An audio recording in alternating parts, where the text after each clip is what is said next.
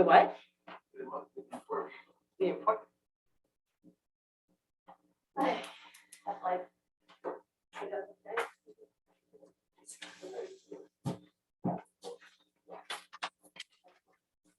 What's 7 o'clock? When? Yeah.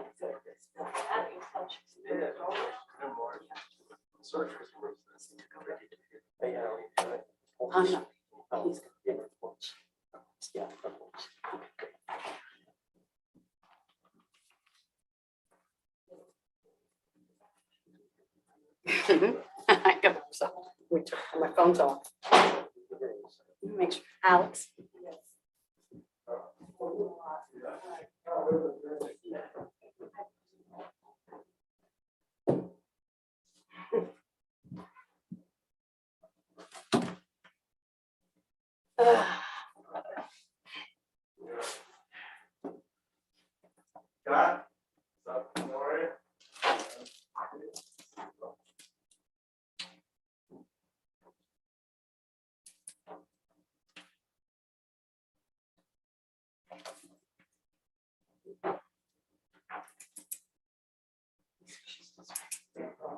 Can you tell me?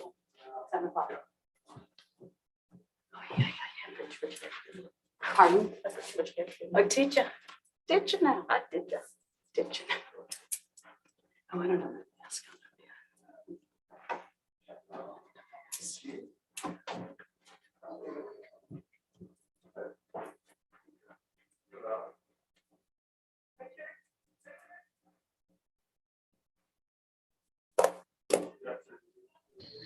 Jesse, can you hear me?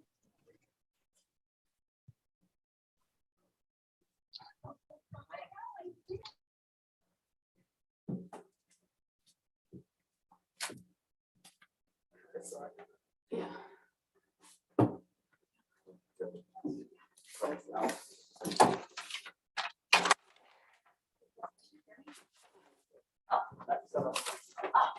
I saw you.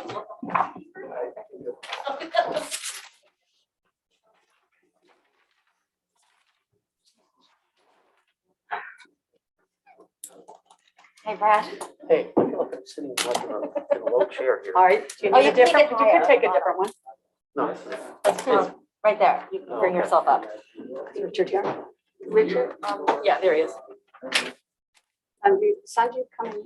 No. No, he's in Kansas. We're not in Kansas anymore.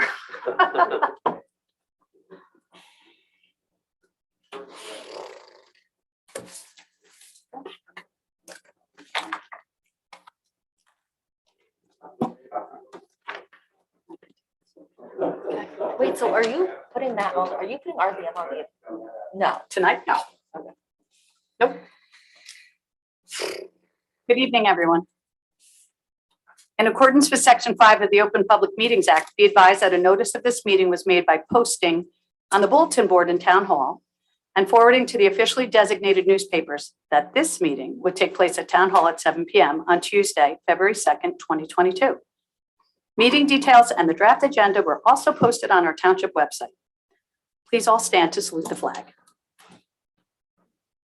I pledge allegiance to the flag of the United States of America and to the republic for which it stands, one nation, under God, indivisible, with liberty and justice for all. Roll call, please. Ms. Prupus, Here. Deputy Mayor Thaw-Eglow, Here. Mr. Vinayak. I know he is signing on shortly. Mr. Wasserman. Mr. Wasserman, Here? Mayor Miggins, Here. thank you. Mr. I'm Vinayak, here also. Yes, Thank I'm you. here. Thank you. thank you. As previously announced, I request the Township Committee consider revising the agenda this evening to move the public comment period to earlier in the agenda and prior to consideration of our consent agenda resolutions. The Township is reviewing our rules of order, and it will come before the committee at a future meeting for consideration. May I have a motion to approve the agenda as revised? Motion. May I have a second? Second. All those in favor? Aye. Aye. Any opposed? Thank you. May I have a motion to approve the November 9th regular committee minutes? So moved. May I have a second? Second. All those in favor? Aye. Any Aye. opposed? May I have a motion to approve the November 9th special township committee minutes? So Motion. moved. May I have a second? Second. All those in favor? Aye. Any opposed? May I have a motion to approve the November 29th, 2021 special township committee minutes? Motion. May I have a second? Second. All those in favor? Aye. Any opposed? May I have a motion to approve the November 30th, 2021 special township committee minutes? So moved. May I have a second? Second. All Second. those in favor? Aye. Reports.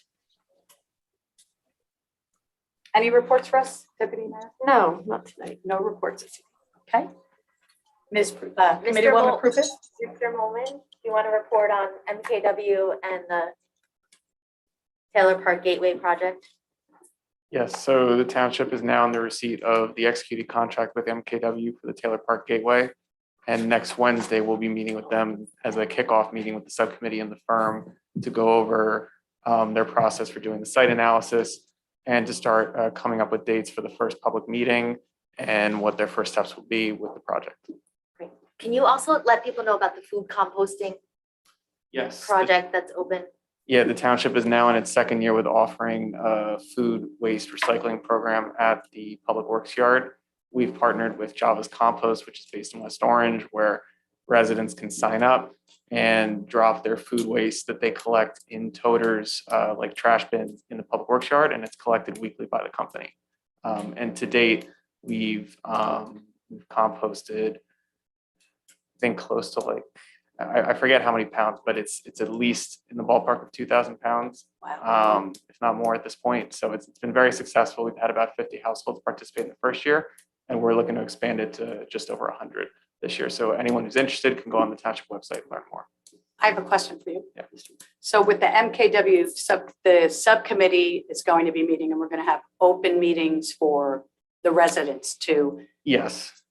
give input, but is that with or without drawings, or they're going to wait for the residents' input first and then start with the drawings? How So does there's that going to be work? two meetings. The first meeting is without drawings, where they seek to kind of take the temperature of the community and see, they'll present some images of ideas that have worked in other installations, Sure. but they're just going to gather information. The second meeting, which will be a couple months later, will be once they have a couple options to present.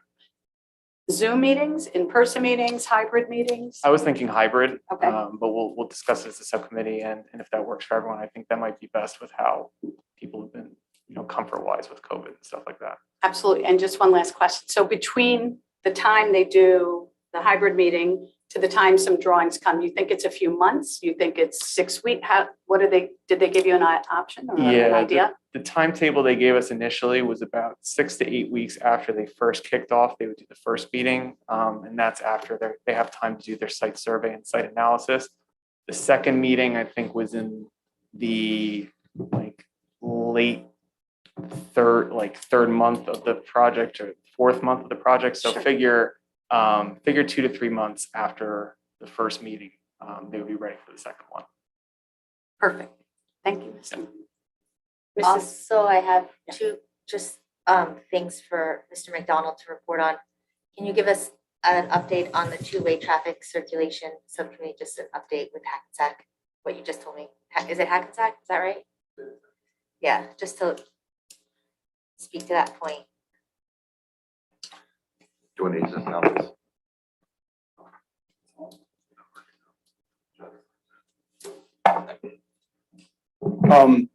Yeah, so the two-way traffic subcommittee, which consists of Committeewoman Purvis and Committeeman Vinayak, had met, had a discussion regarding elements of the proposal that were actually discussed at a township committee meeting with Colliers. We also discussed sort of some background information that was important to gather on the two-way discussion, which was two communities that have recently done this, Rollover being one of them, as well as Hackensack, who is actually the most recent community to convert downtown roadways to two-way traffic. So we've reached out to Hackensack, and we are in the process of setting up a session with them and the subcommittee to discuss their experience, what they've gone through, and different things like that. So that will be set up in the very near future. Right, and then the public information on the settlement, you just let the community know that you're working on that date. Oh, sure. As far as I think at the last township committee meeting, it was brought up regarding another public information session regarding the township's fair share housing settlement, as well as, certainly some specific elements of that, whether it's the 100% affordable development, that's a part of that settlement agreement. I was asked by the township committee at that time, I think it was said that, a future meeting should be put in the works. So we are looking at March 10th as a pretty solid date for that, to have that, which will discuss again, the affordable housing settlement, but probably get more in depth to the 100% development. It would be 7:00. And we made sure we did our best to not conflict with other meetings. Certainly doesn't conflict with the Board of Ed, but I believe there is a SID meeting that night, but I will tell you, it's very difficult to find nights that there are no meetings in this town. So As long as it's not conflicting with the Board of Ed. it's not with the Board of Ed, that's for sure. Anything else? Committeewoman Rupes? I think that's all. That's it for you. That's it for right now. Deputy Mayor. So we did have a meeting with the parking committee, and Oh, yeah. parking permits are being sold. Yeah. Want to remind people about the shopper's parking permit.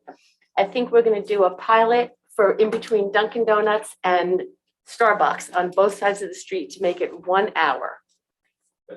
That's correct. Right, but it's gonna be a pilot? Yeah, there's gonna be the recommendations from not only the parking efficiency study that the SID did, but also the parking ad hoc was to pilot a 1 hour time limit on that stretch of Milburn Avenue.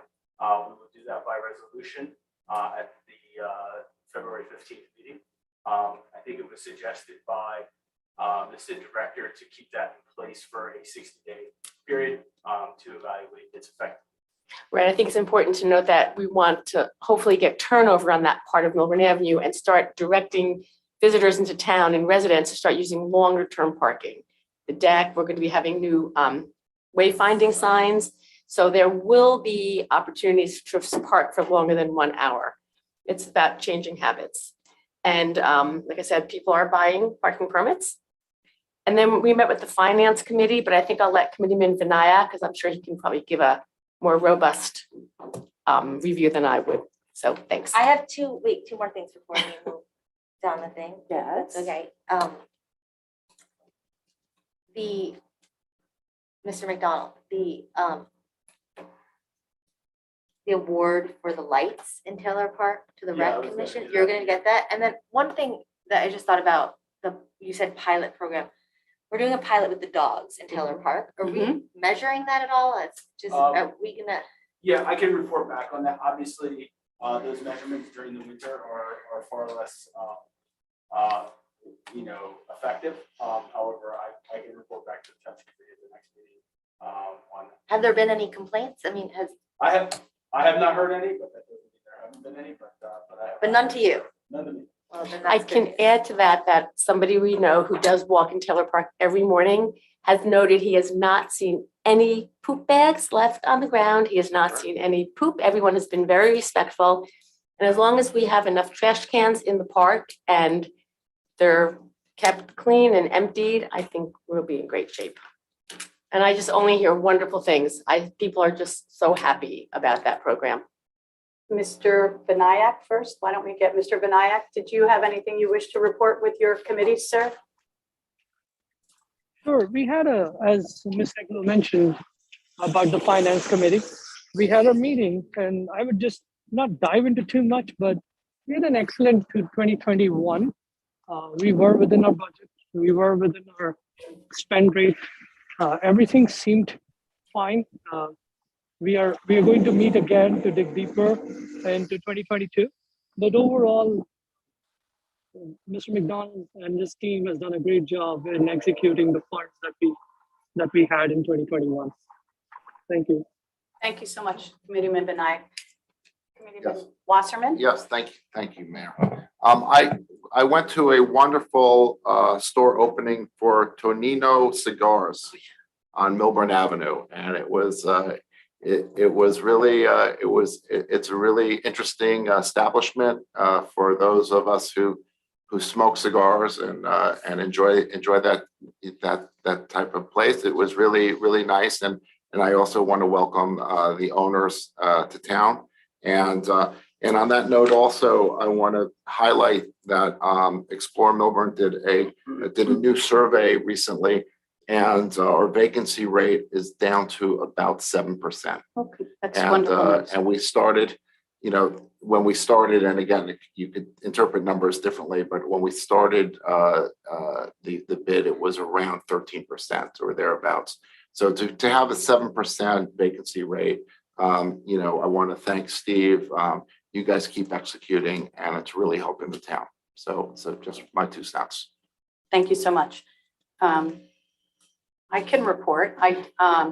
We had the library. So there's 2 things that we'd like to bring up in terms of the library. On Tuesday, February 15th at 7 p.m. via Zoom, they will be doing a CPR class, step by step. How to Save a Heart This Valentine's Day is what it's called. So you can call the friends at the Milburn Library, email friends@milburnlibrary.org in order to sign up for that class. And then also, they're very excited. They are going to have a book sale again. They haven't had a book sale. So they will start taking donations of books starting April 1st and running to April 25th. And the book sale will be members preview on Thursday, May 5th from 6:30 to 8:30. And then a regular public sale Saturday, May 7th and Sunday, May 8th. And then there'll be a bag sale from Monday through Wednesday, May 9th through 12th. So we'll just keep talking about that. We think that's really important. And we're very excited that they are back doing that. Also, I did have, and I had put it out on our mayor's message last week, I did meet with the mayors locally and their chiefs of police about the rash of car thefts. I met with Police Chief Gilfeder this morning with Mr. McDonald. And so they are working on some new technology, and they are working on new technology. You will see an increased police presence in our patrol cars, but we really need to unite in our efforts as citizens to really do a great job of bringing in our key fobs, locking our doors, not leaving our cars running. We had 5 car thefts in January. 3 had fobs in the cars and 2 were running in their driveways. So it's frustrating for our police officers. And also with COVID and the courts being backed up, unfortunately, the people are getting out and they're coming right back. And it's at all hours of the day where they're stealing cars. We see these ring cameras, we see everything going on, but if we could, and we're going to increase the messages.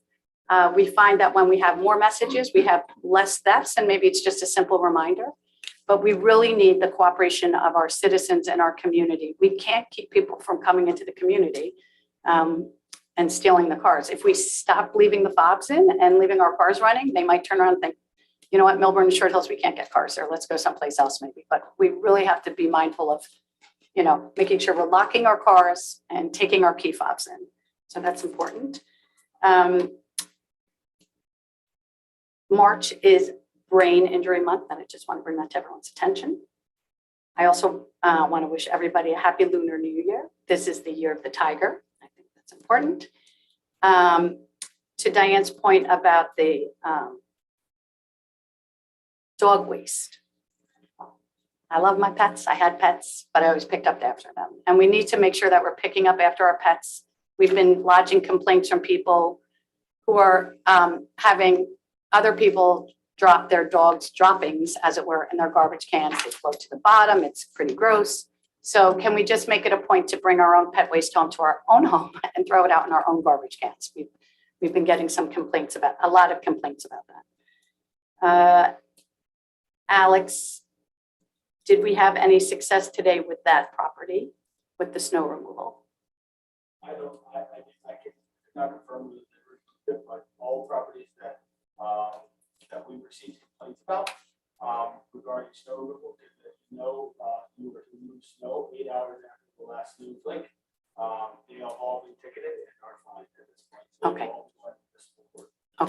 Okay, because we have, And if it's still not shoveled tomorrow, for all those properties, they will receive another fine and another ticket for the court again. terrific.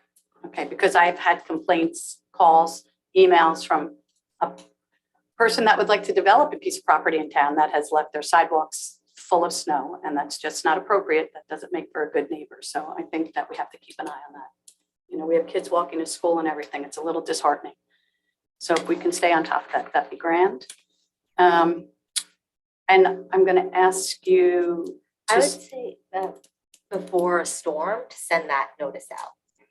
And we do, yeah, generally, I mean. I don't know that, I'm just saying, like, before the next storm, like, we know there's no storm, just send it out in that way. right, like we do know that we've received a report Thursday night into Friday. There's going to be a lot of ice and it might be treacherous out there driving. So please be very mindful of that. A lot of black ice and a bad storm. So we need to be mindful. But I think most people know you have to pick up the snow stopped, I think, Saturday afternoon, and today's Wednesday. Yeah, that's no bueno.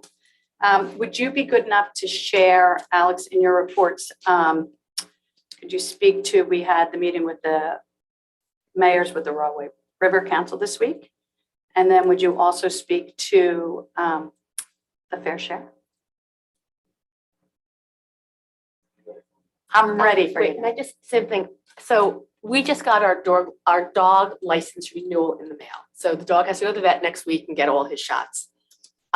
When somebody renews their dog and cat licenses, are we giving out notices like kind of like a reminder to pick up after your pet and things like that? I mean, what does someone get when my dog hasn't gotten his shots yet. So Renee from the Green Team once, responsible pet ownership, are we still handing that out? Is it on the website? Yeah. Certainly, I think should be very clear as responsible pet owner that they are picking up after that. Right. But Just, it is a part of that. and a reminder to lock your cars and a reminder to pick up after your pet. We can keep reminding you all. I know. And if that's only that we have to worry about. Right. So Alex, Mr. McDonald, if you would be good enough to share your reports on the Mayor's Rollover Council and also the fair share. Yeah, I just need to dive into two other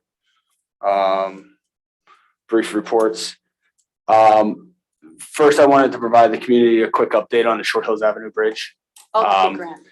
So New Jersey American Water subcontractor has been on site since the beginning of January, working on the water installation beneath the culvert.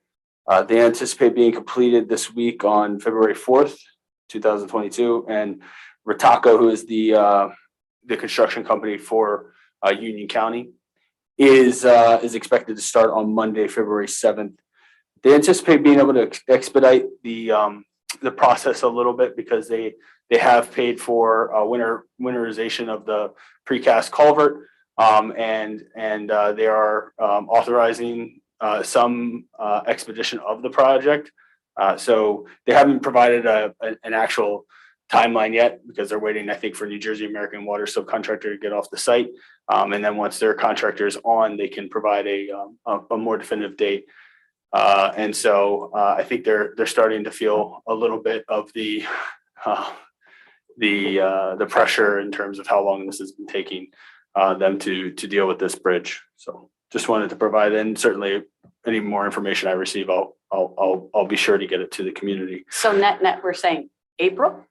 So the last time that I had reported, I had mentioned that it would be about a 4-month project once their contractor got on the site, once the utility work was completed. Okay. So at that point, now we're looking more at, May, May. June. Got But again, I'll provide a more solid schedule once we receive it. I would just like to let the township committee know and the community know that the rec department had applied for a grant for some lighting over in Taylor Park. It was sort of a last minute thing that we had applied for. And I'm happy to announce that we received $70,000 for that Awesome. for that Great. project. And so nothing's been designed at this point or put forward, but certainly I think Bob Hogan, the recreation director, is looking at the entry points in Taylor Park to provide some lighting in those areas, and as it connects, from whether it's Main Street or Whittingham or Milburn Avenue and how that looks there. So be sure to share more information on that. But happy to receive that grant funding for that project. Thank you. As the mayor had mentioned, we did have a meeting with the Mayor's Rollover River Coalition or Council. And again, those communities are still working on signing on to that agreement that takes place every year, in which they contribute funds to have a, generally speaking, it used to be to have a lobbying firm provide guidance at the federal level for the Army Corps of Engineer and Department of Environmental Protection. However, this year the allocation is being switched in a way to more of an engineering focus to find to have a study done of the consensus plan, which was a potential bypass of the Orange Reservoir to create capacity in that area. And so there's some more information that needs to be understood about that, as it was only conceptual at this point. So the agreement was passed by several communities already. We're just still waiting on a few others. And the mayors have initially been meeting sort of more collectively as mayors. However, there is a larger group out there that is interested in the proceedings of this. And so the next step is for them to bring back into the fold those other members that were a part of the Mayor's Railway group, which, where there was a Railway River Coalition or certain civic organizations and things like that. So that is sort of the next step in that, and I think once that occurs, we'll have some additional information and discussion from that group. Awesome. Mr. McDonald, I want to yes. stress the importance of being in communication with Essex County about that plan. Yes. Understood.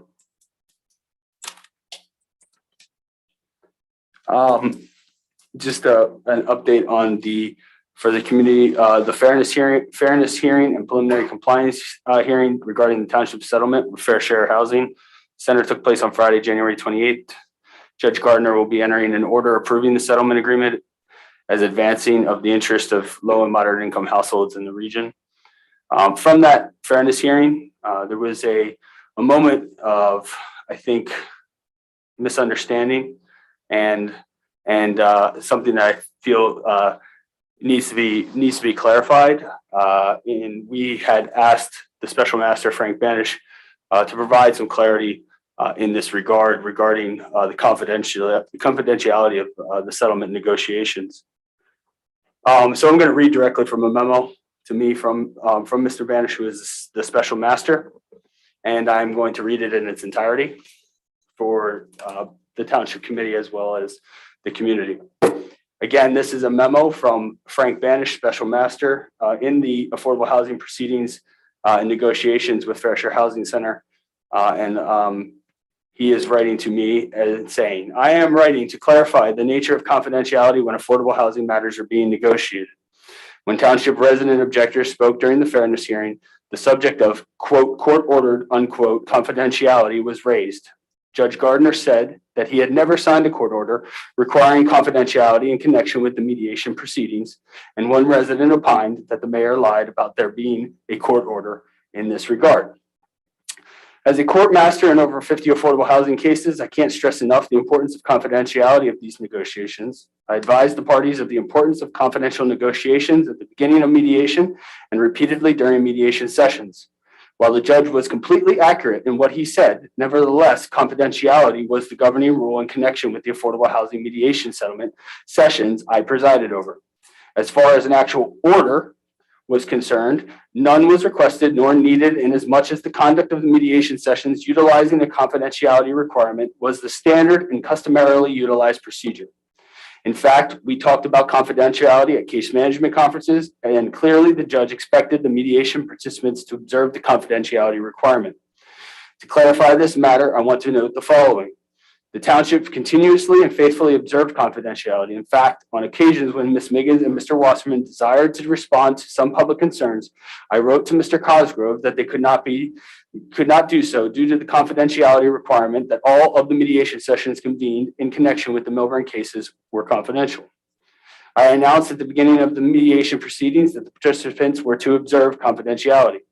While it is true that Judge Gardner did not issue a written formal order requiring confidentiality, none was needed or requested, inasmuch as all affordable housing settlement mediation discussions are confidential in nature and the judge expected confidentiality to be observed. That the use of the term court-ordered confidentiality from time to time by municipal officials and consultants referred to the understanding constantly reinforced by me that both the court and I, acting as the court special master, expected the affordable housing mediation sessions discussions to be confidential. And that accordingly, when an official of the township has been asked to discuss such matters and has declined to do so on the basis of confidentiality, the response was thoroughly appropriate. That response was thoroughly appropriate and in accordance with the confidentiality requirement followed in the proceedings. To do otherwise would have breached confidentiality. I realize that it is frustrating for residents to want more information and to be upset that it is not available. However, were confidentiality not maintained, prospects for successful settlement of litigation would be severely constrained. Mr. McDonald, can you make sure that gets put up on the website on our Fair Share Housing page? Is that possible? Can you get that done? Yes. Thank you very much. Anybody have anything to comment about that? Yeah, I actually would like to make a comment there. Please. Alice. Oh, yeah. Yeah, anyway, I just want to clarify. First of all, I want to thank Mr. Banish for coming forward and clarifying the confidentiality issue. For township officials like the mayor and myself who participated for, I don't know if it was hundreds of hours, but many, many hours. I think I just want to make sure that everybody understands that at these proceedings, the special master wasn't only a participant in the meeting. He chaired these meetings. He was in charge of the proceedings. He ruled on certain matters. And at every meeting, he reinforced and he let us know that confidentiality was the rule. I guess in hindsight, we could have written, the judge a letter, objecting to this, but really at every meeting, at every conversation, at every Zoom call, any type of meeting that we had regarding the settlement agreement, the special master was in charge and directed us, to conform with confidentiality. I just want to make it clear that this wasn't, Mr. Banish wasn't just a participant sitting in the corner. He ran the meetings and the meetings were governed with his rules. And I just want people to understand that. So when people on social media, they say certain things that wasn't the court order or maybe it was a different way. We take these matters very seriously and we adhere to the master's instructions. And we worked as hard as we could to get a fair and good settlement for the township. Thank you. Committeeman Wasserman. Anyone else have anything to say? No, I think Mr. Banish's letter stands on its own. And Mr. Banish is a representative for the judge. Is that not correct, Mr. McDonald? He is his representative. Okay. What I don't understand is why the judge didn't speak to that during the hearing. Why didn't the judge come out and say, I directed, or this is the way it's normally done? I mean, there was a lot of room for interpretation, and I appreciate Mr. Banish's letter. Afterwards. but I still don't I mean, Well, and again, I can't speak for the judge or why he didn't do that, but again, I think what was grabbed onto is the word court order. And that's the clarification. And I also think personally, every meeting we were ever in, especially where the judge was in that meeting, we were told we weren't allowed to speak, like we didn't speak. We never spoke. So although he allowed the professionals to speak, we hire I am not a lawyer. I'm not a lawyer. I don't know this. So maybe as we said, the words court ordered, maybe that wasn't, or it was the interpretation of it. Yeah. But we hire professionals who represent us. And when we're in a meeting and they say it's full confidentiality, and as a matter of fact, at one point, one of our residents emailed Mr. Banish, who emailed him back and said, this is confidential. It was in writing. We have a letter that says it's in writing. So we just had to obey what the professionals tell us. Thank you. No other reports? Any reports for us, Mr. Carney? No report. Okay, thank you, sir. Okay. And Rob. Public comment. When invited to speak, please come to the lectern, clearly state your name and address, and speak loudly so that your comments may be understood by all and properly recorded. For the convenience of our community, there is a remote option available. If you called in and would like to comment, please press *6 now. If you're attending by computer or electronic device, please click raise hand button. All members of the public wishing to speak will be put into the queue to address the committee. Whenever an audience or committee member reads verbatim from a prepared statement, please email a copy to the Township's clerk's office at townclerk@milburntwp.org. To help facilitate an orderly meeting and to permit all to be heard, speakers are asked to limit their comments to 1 3-minute session. You will be prompted when there is 30 seconds remaining. This is a business meeting, and please do not address professionals or staff directly, and please direct all comments to me. Each individual will be given one opportunity to make their public comment. Please be patient, and we will address each member of the public that wishes to speak. I will now open the public comment period.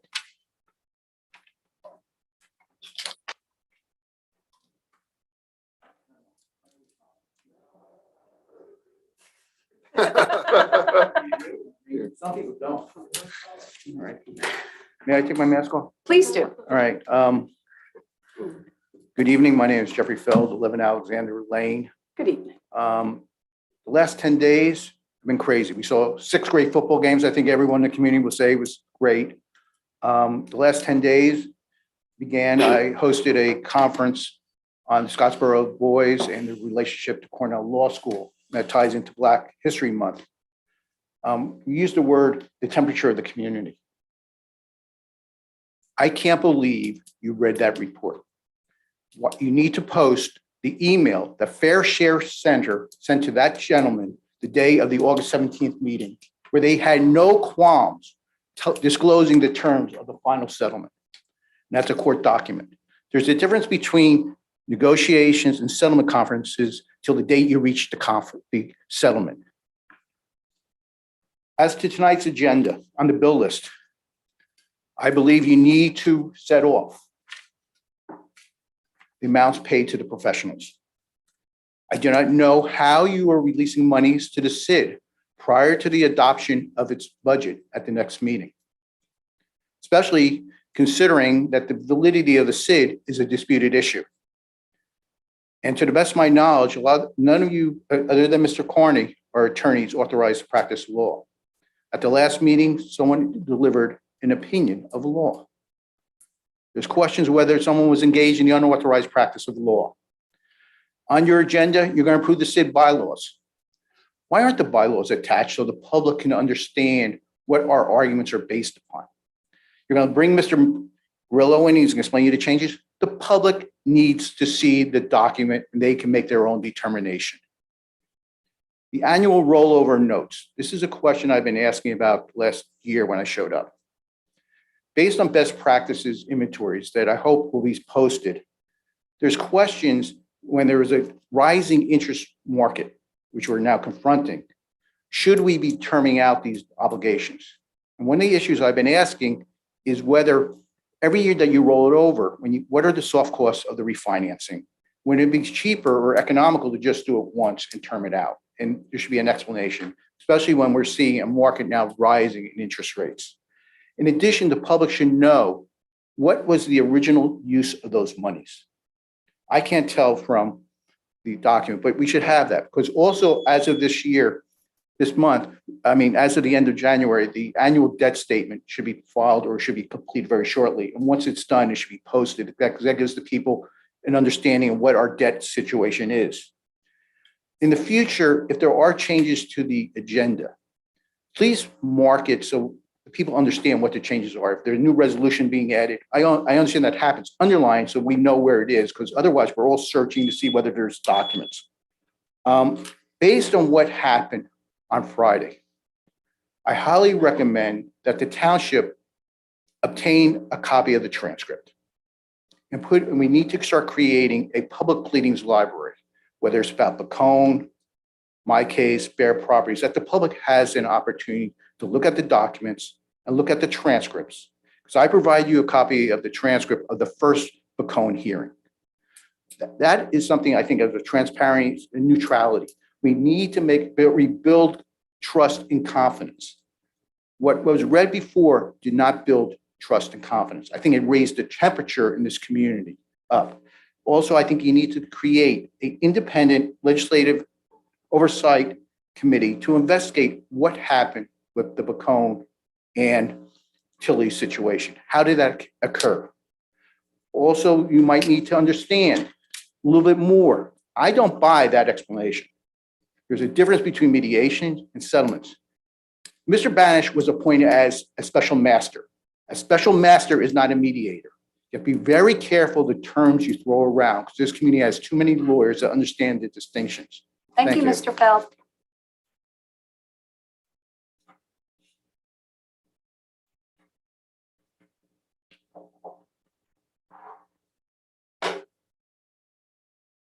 Good evening, Good Perry Urso, 514 Milburn Avenue, Short Hills. Well, certainly I concur with and agree with Mr.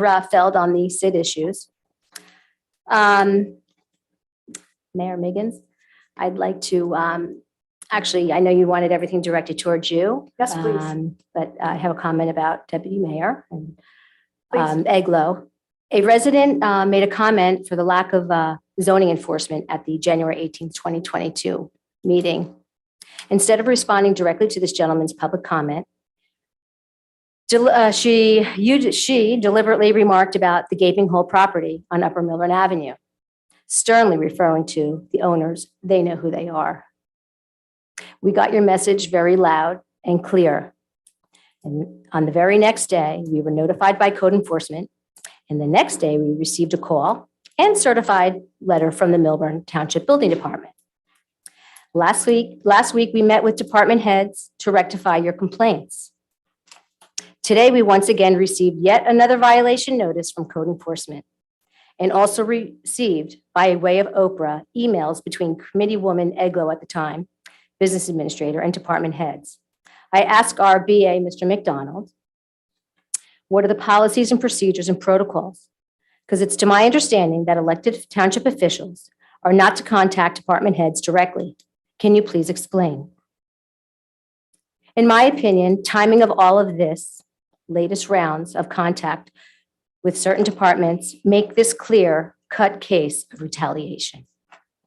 Our 25-year-old daughter, upon acquiring the property in reference, was proactive and intelligent enough to Oprah all violations, and surprisingly, no violations were cited for the gaping hole from January 2021 to July 2021. In my opinion, you are acting unethically and in opposition to the oath you took to serve this community. You do not run this township, nor should you ever interfere with the administration or operation of Millburn Township. But that hasn't stopped you. My family and I were horrified by the power you wield as an elected township committee member. You may think that you're a very powerful woman and you can terrorize my family with the attempts to hurt our businesses, small businesses. and reputation. In my opinion, this community and the state of New Jersey will not tolerate this type of behavior from elected public officials. Your vicious, unexplainable treatment towards us has extended to other members of the body of this township and the township. You have continually attacked my family with your power of position. Because why? Prior to May 2020, we didn't even know your existence until we came forward with a lawsuit to seek justice. In 2020, you knew the SID was wrong and you voted against the ordinance 2561-20. And then what? Promises? Who knows? You changed your mind. Congratulations for passing the New Jersey bar, because now you're giving legal opinions about its validity.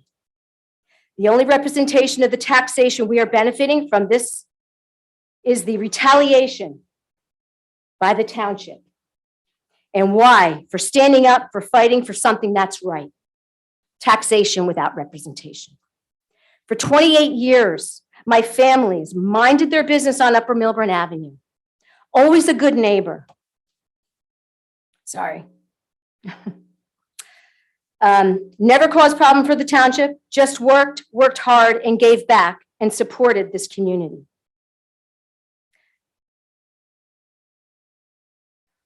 I apologize. Now, what do we get in return? Nothing but relentless, ferocious retaliation. We welcomed you. We respected you. And we treated you like family with no agenda.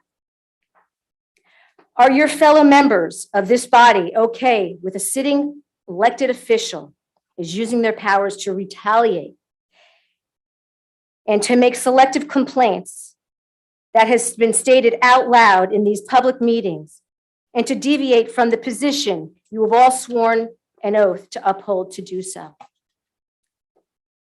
I ask, are you allowed to use taxpayer-funded money, employees, to do all the work for retaliation against residents and business owners in this town? It's time that you all need to stand up and stop this type of abuse of power. Thank you for the time this evening extended. Of course. Thank you, Mrs. Urso. You get it. I got to get back to work. Have a good night. Yep, yep. Thank you, Mrs. Urso.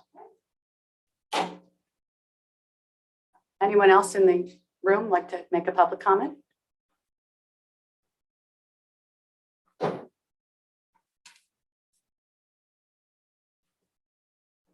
Evening, Carrie Heller, 56 Byron. I'm going to read a statement. I've never read anything before, so please give me a chance to finish it.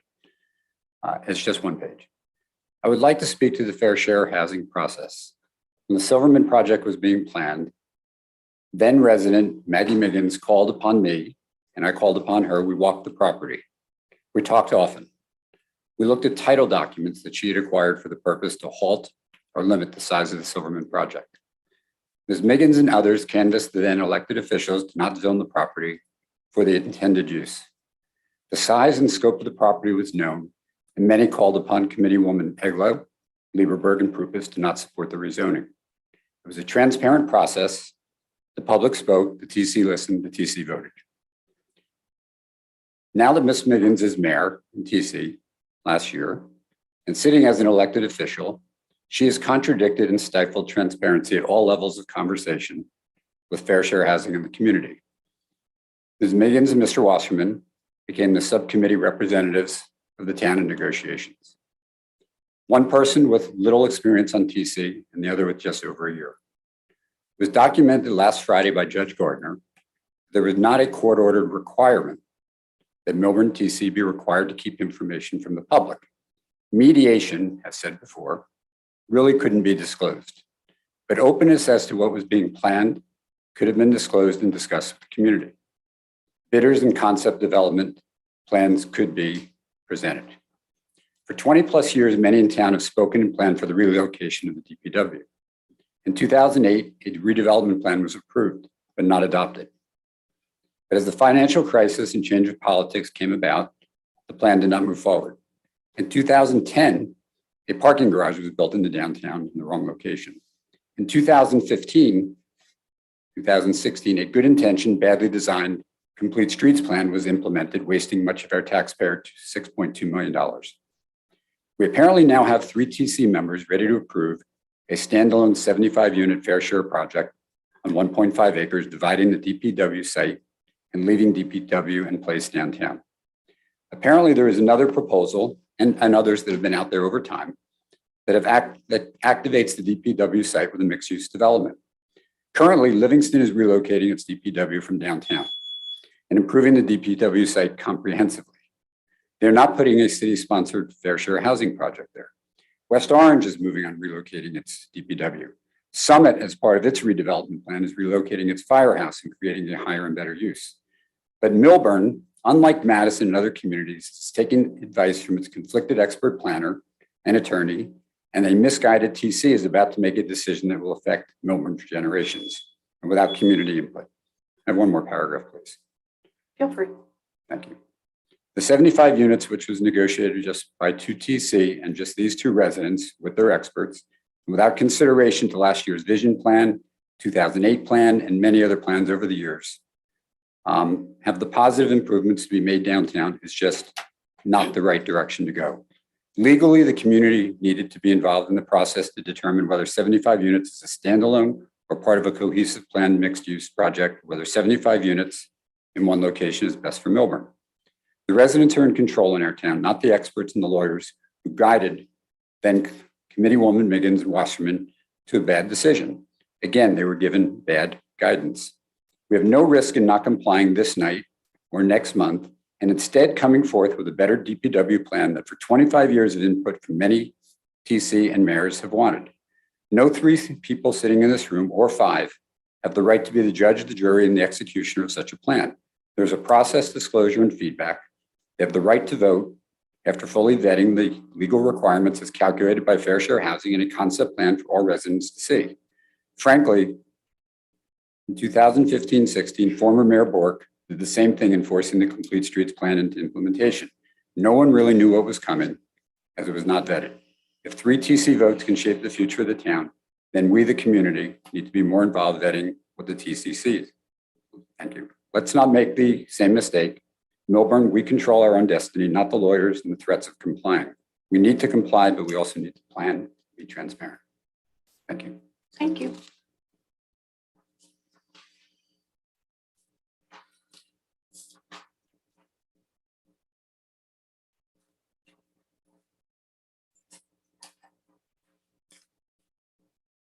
Good evening. My name is Scott Redler. I live at 22 Colonial Way. And I want to thank you guys for your time and your service, because I know you don't get paid a lot for this, if anything. And so I appreciate all you do for the town. And I've been living in Milburn, Short Hills since 2011. And I just started in the town as a dad or a mom like most of you, and just saw different things that could be done a little bit better. So one of those things was I happened to be a coach of lacrosse, flag football, and basketball. So there was a big need for fields and facilities for the town. So I started to travel to different areas, and you would see other towns have better facilities, better fields. So just, like all of you, I wanted to make a little bit of a difference. And that was to figure out, how do we get a better field for the town? So we wound up putting together, with the help of the town council, getting a turf field at the library field, which I think a lot of people are enjoying. There are over 400 lacrosse players of all ages, from 1st grade to 8th grade. There's 400 soccer players, there's field hockey players. So everyone's had a better experience, because instead of having the mud bowl, and I think they called it the squash pit, because it was a horrible field, we now have a turf field that everyone is very just proud of. So the next step is lights and a scoreboard. So I think there is a little concern about the lights and the scoreboard, because there are a few families that live in the circumference and in the area. But we just want to let everyone know, because I'm on the rec commission now, that we do usually put lights up in order to have games at 7, 8, and 9 o'clock. And instead of lights that are temporary, that make a lot of noise and that smell and that are old, we as a rec commission with committee raised money to put permanent lights that would be in best interest of the town. So there's no more noise, and the technology is there that points down to the field.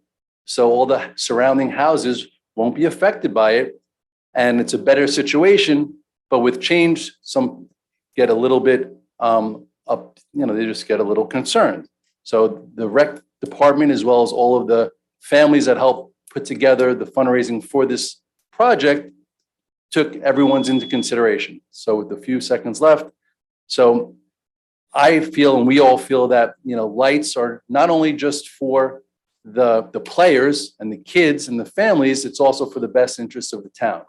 Because if all of a sudden you have a game played at 7 o'clock at night, 8 o'clock at night, or 9 o'clock at night, which would be the limit, you then have two different towns or two different playing against each other. And then what do they do after they're done with the game? They go to dinner at all the restaurants. They go to Haagen-Dazs for ice cream. They go to Chocolate Works for chocolate.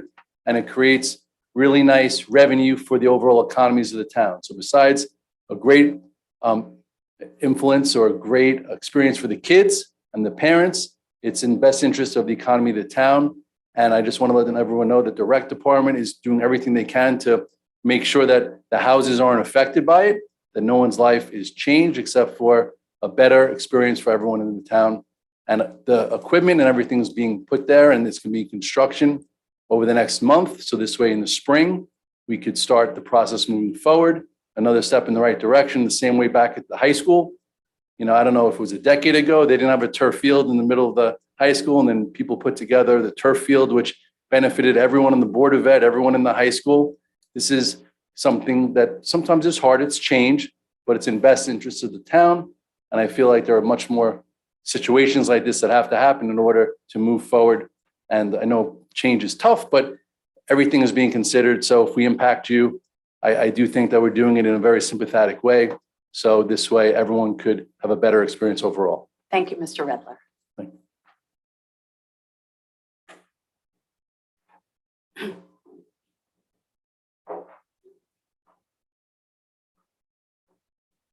Hi, Josh Ryder, 27 Parkview Drive. I guess I'll be the last people to congratulate Mayor Biggins and Deputy Mayor Faleglo on their appointments. Even though it's February, I'm still going to do it. I'm here as president of Milburn Soccer Club, as well as I serve as commissioner on the Recreation Commission. I echo Mr. Redler's comments. The field needs lights. I think I spoke to the committee prior to the holiday break, explaining that the kids need a place to play. We were very excited about the lighting project. Some of the things that, in researching and understanding a little bit about the history, I didn't know at the time that the field was owned partially by the township and partially by the Board of Education. So it was a joint project. That field has benefited not only the 450 kids that play soccer in town, and I think he said just over 400 kids that play lacrosse and field hockey, but the high school students as well. So, and along with apparently phys ed classes that are being done at the middle school, and during COVID, where we had the ability to go outside and not have to worry about a muddy field, I think a lot of middle school students had benefited from a turf field. Prior to being president of Millburn Soccer Club, I scheduled the club. That was 900 practices and 175 games every fall, and another 900 practices and 175 games in the spring. I am telling you, we don't have enough space in town. This extends the life of a field. And when I say extends, I'm talking just about the life of the day, being able to practice till 9 or 9:30 at night. I understand that it's lit, but at the same time, I think Mr. Eller was explaining that the lights aren't going to dramatically affect the neighborhood. It is a huge benefit for all of the clubs, and it's a huge benefit for the town. There's also a growing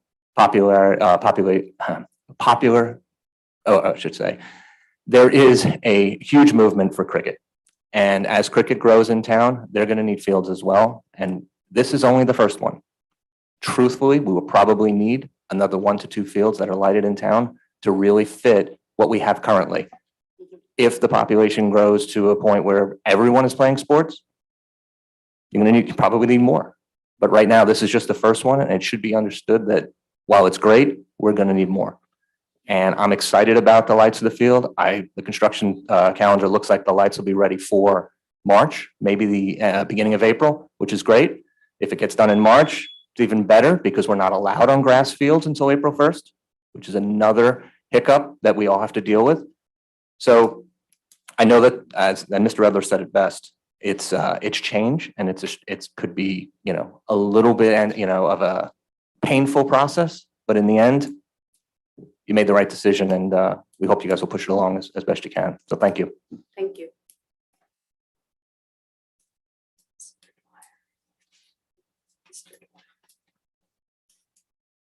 Good evening. Charlie Dwyer, 114 Hobart Ave, Short Hills.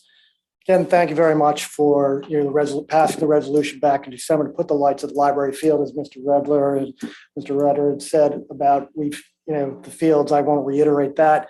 But historically, as you all should know, and probably do know, we've had constrained field situations for decades. I've been in town for over 25 years and coaching in town for over 25 years.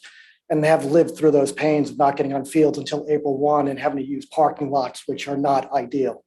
Part of the, if you will, the getting money for the high school fields, when we did that back in the day, so we could have turf fields, and that opened up a lot of possibilities for us.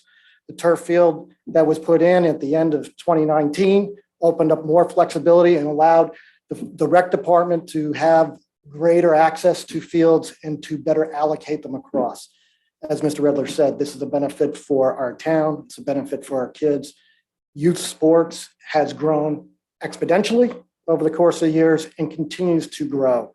And we need places for our kids to play and the access to the fields over the course of those times. And the lights definitely help us do that. And with the new technology with lights, they'll be less invasive than the rented lights that we have today for sure. Thank you very much. Thank you, Mr. Dwyer. Jess, do you want to go to, we have some public comment from people. Mr. Collins. Hello, David Cosgrove. Can you hear me? Yes, sir. Yes, this is David Cosgrove, 99 Oakview Terrace in town. I can't tell you, Mayor, how disappointed I am in you. I can't tell the committee how disappointed I am in them that you had Alex McDonald read that statement as the position of each of the five of you to what happened on Friday. And frankly, I'm tired of people referencing the email that Mr. Banish sent to me without reading the entire email. The last response from Mr. Banish says flat out that the town could disclose the settlement terms. And I'm tired of people misquoting that. If you haven't seen that, Mayor Miggins, I sent it directly to you. You folks need to reread that email because it doesn't say that. And I will tell you something else as well. That statement that was just read, that is going to end up before the judge. Thank you. My pleasure.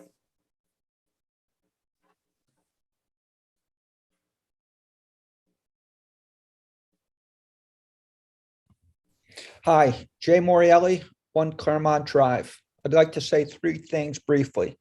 First, kudos for the great work plowing this past weekend after the snowstorm. I live in the Glenwood section. We don't have sidewalks, and our streets were plowed bright and early Saturday morning. This was a huge help to the community, so thank you. Second, I'd like to compliment Mayor Miggins for the voice message encouraging residents to set up time to speak with her, and I look forward to a response to our request to meet.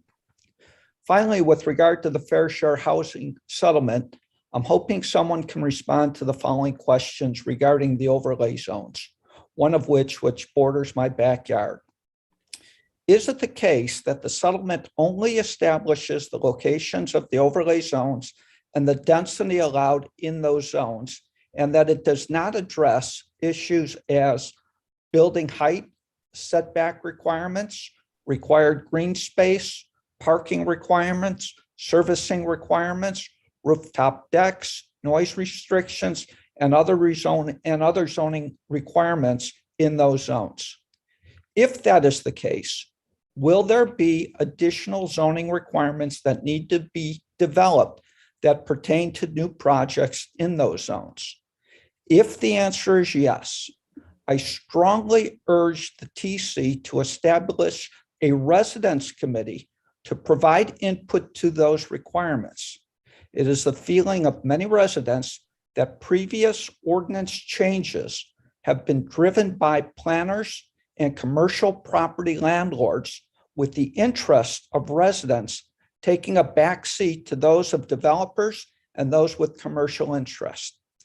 The establishment of a residence committee to provide input on new zoning regulations would go a long way to easing the concerns of residents that feel that the TC views commercial interest as more important than resident interest.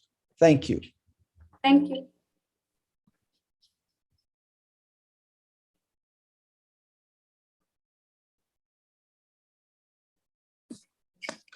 Good evening, Jean Pasternak, 342 Hobart Avenue. I too am absolutely shocked by the statement that was read by Alex McDonald on behalf of Mr. Banish. This is an outright subterfuge of the actual statements made by the judge when he was asked whether he said, and we quoted Ms. Miggins and Mr. Buzak's statements to the judge. He said it was absolutely not true on several different occasions during the hearing. You have lost all of my faith and trust twice now. First, order of lying, and second, piling on to the lie and trying to cover it up. That is ridiculous, and it's an insult to all of our intelligences. Mr. Buzak and the township's fair share attorney lied to us as well as our township committee officials. Make no mistake about that. The judge said he did not appoint a mediator. Mr. Buzak lied about what the judge said. He did not order, nor did he suggest that there be confidentiality of the settlement agreement details with the public until the parties signed the agreement. This was stated on the public website by the Township Committee, as well as stated very clearly by Mr. Buzak on August 17th and Mr. Falcone on different occasions, and finally by Ms. Miggins as the negotiating chair. This is just absurd. For each one of you, but particularly you, Ms. Miggins, you had an ethical duty to verify the advice you were given on something of this magnitude that's impacting this township. I have to say, how dare you not even bother to do that and hide behind the subterfuge? It's absolutely just dishonorable and wrong. Secondly, I totally agree with Jay Moriali's statement. I think first you should all resign, but I do feel his suggestion has much merit, that there should be immediately a committee established, and I volunteer, I'll be the first volunteer, to be on the resident committee so that we have actual input to what is happening to this town. You have a duty to restore faith and trust in this governing body. You should also hold as many sessions in the open for the public so all our questions are answered, whether it's 1 or 10. Hold the meetings, answer the questions. There's no room for error anymore. On the subject of abuse of position and power, Ms. Urso eloquently explained the situation that many of us have found ourselves in that oppose the views of the Township Committee. Last year, this year, Ms. Eglo, what her behavior demonstrates is an absolute abuse of power. And I will talk about my own situation this week. After the Friday hearing on Saturday, I understand from a realtor that he received a call regarding my property and whether it was closed for sale and whether we were moving out of state. Why in Lord's name would Ms. Miggins make such a call? What is the purpose? You're mixing your political retribution as an elected official with your private business as a realtor. Mr. McDonald, also, I have a message to convey to him. Please inform the community about the outcome of the lawsuit of Bacone versus Milburn. Why has the community not been notified? as you do with so many other things on the public website. We had to pay for this outrageous dereliction of duty. We deserve an explanation and an independent investigation, as Mr. Feld requested. When will this establishment vacate, and will all the equipment and fixtures go with this tenant? Or does Mr. Jeffries get to keep it all there so he can do it all over again under the eyes of the township? Another subject, the format of the budget hearing. Could you please let us know what that will be and whether we will be able to present documentation and share screens if it's a hybrid type meeting? We'd like to know that well in advance, please. As far as Mr. Wasserman's statement on the 7% vacancy rate, my recollection was that Mr. Grillo made a presentation after he and Ms. Lieberberg presented their case for this bid. And he actually said that the vacancy rate was something like 7%, is my recollection. It wasn't the double-digit number that Mr. Wasserman had presented. So I would like those figures to be clarified for the public. And furthermore, I asked at the last meeting how this bid helps the community in hard numbers.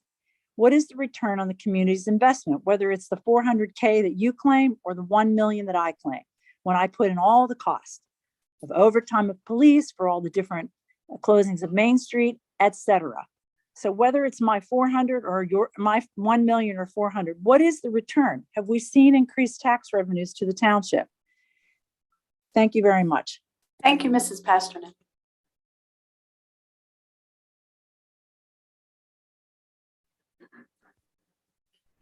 Hello. Good evening. Good evening. Olga Yulitina, 2 Overlook Terrace. First, I'd like to thank Mayor Maggie Miggins for responding to my plea regarding the dog waste. Many people in our town will appreciate all efforts to stop this ridiculous trend that has gotten worse in last few years. I also like to thank Mayor for allowing people to speak over 3 minutes. The practice of muting people while they were speaking was embarrassing. Second, I'd like to voice my concern regarding possible negative changes to the quality of life in our town. The direct effect of individual future development may seem minor. Still, they may contribute to a significant and measurable environmental impact when considered cumulatively with our past and upcoming projects. We heard from Township Special Planner that the Planning Board would look into the impact of each development during the approval process. But is it good enough? We need to know if the cumulative adverse effects of overdevelopment will overwhelm the infrastructure. There are limits to everything.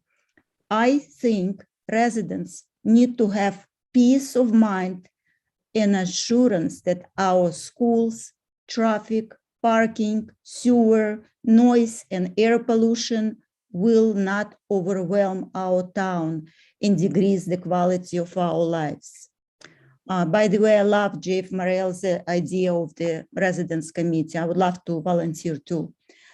I think that the Environmental Commission, the Planning Board, the Historical Commission, and Township Committee must adopt prophylactic way of thinking and anticipate even not so obvious problems.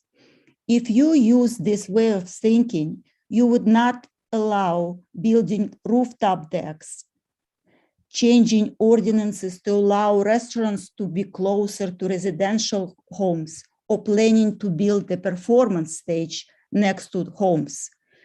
Please remember, who you are serving. Please remember that quality of life in our town should be your priority. Thirdly, I listened to the fair share settlement hearing with Judge Gardner. I was shocked that some people misled the public and the Judge Gardner did not order the Township Committee to keep, or professionals to keep details from public before the settlement. Today's explanation of confidentiality is not good enough and indeed looks like a cover-up. I think certain people need to be held accountable for deceiving us and it is an urgent matter for the town and cannot be ignored. Lastly, clean streets, clean air, good schools, and the transparency and accountability of our government cumulatively will keep the quality of our lives at high standards. Thank you. Thank you, Ms. Ulatina.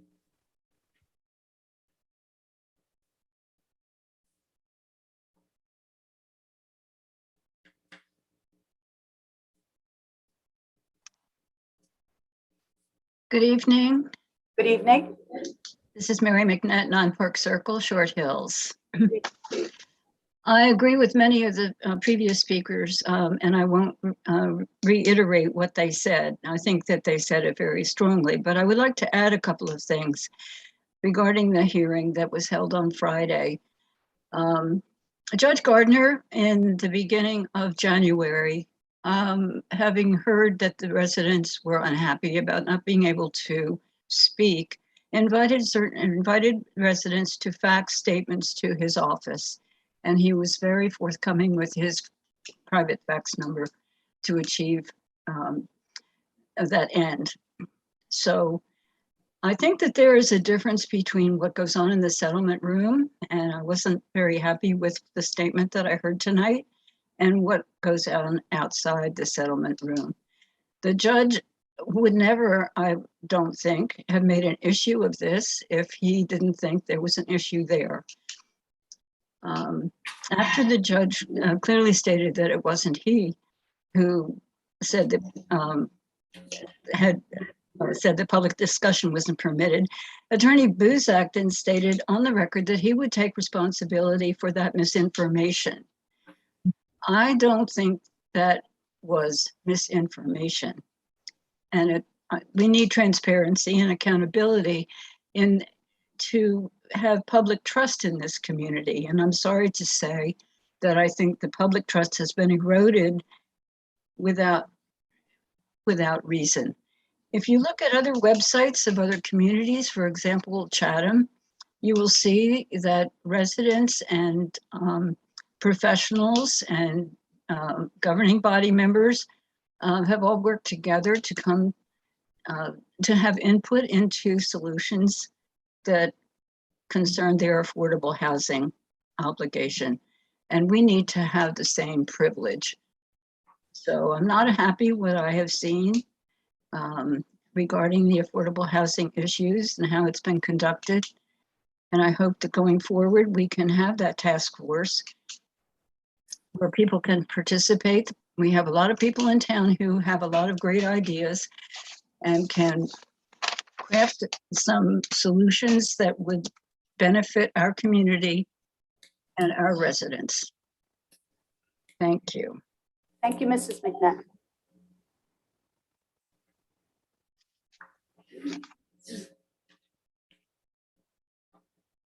I will now close the public comment period. Would any of our professionals or committee members like to address any of the comments that they heard this evening? Ms. Eglow? No, thank you. Mr. Wasserman? Yeah, I just have a comment. I also think that we need more parks. So I just wanted to throw it out there that I think that that's something that we should always keep our eye on, more green space, and certainly for flood mitigation, for so many other reasons, more parks, green space. I think it's something that we should, keep an eye on and see if there's any opportunities in the future going forward.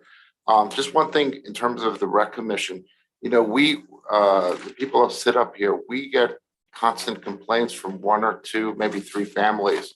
And I just want to make sure that, as you go forward with the lighting, and I think it's great, and I think the program is great, and we should do as much as we can.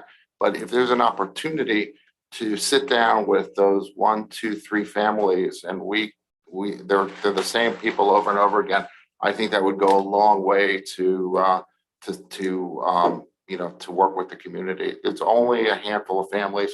The lights somehow affect them, and I would certainly appreciate it if you reached out to sit with them and see if there's anything we could do to make them happier.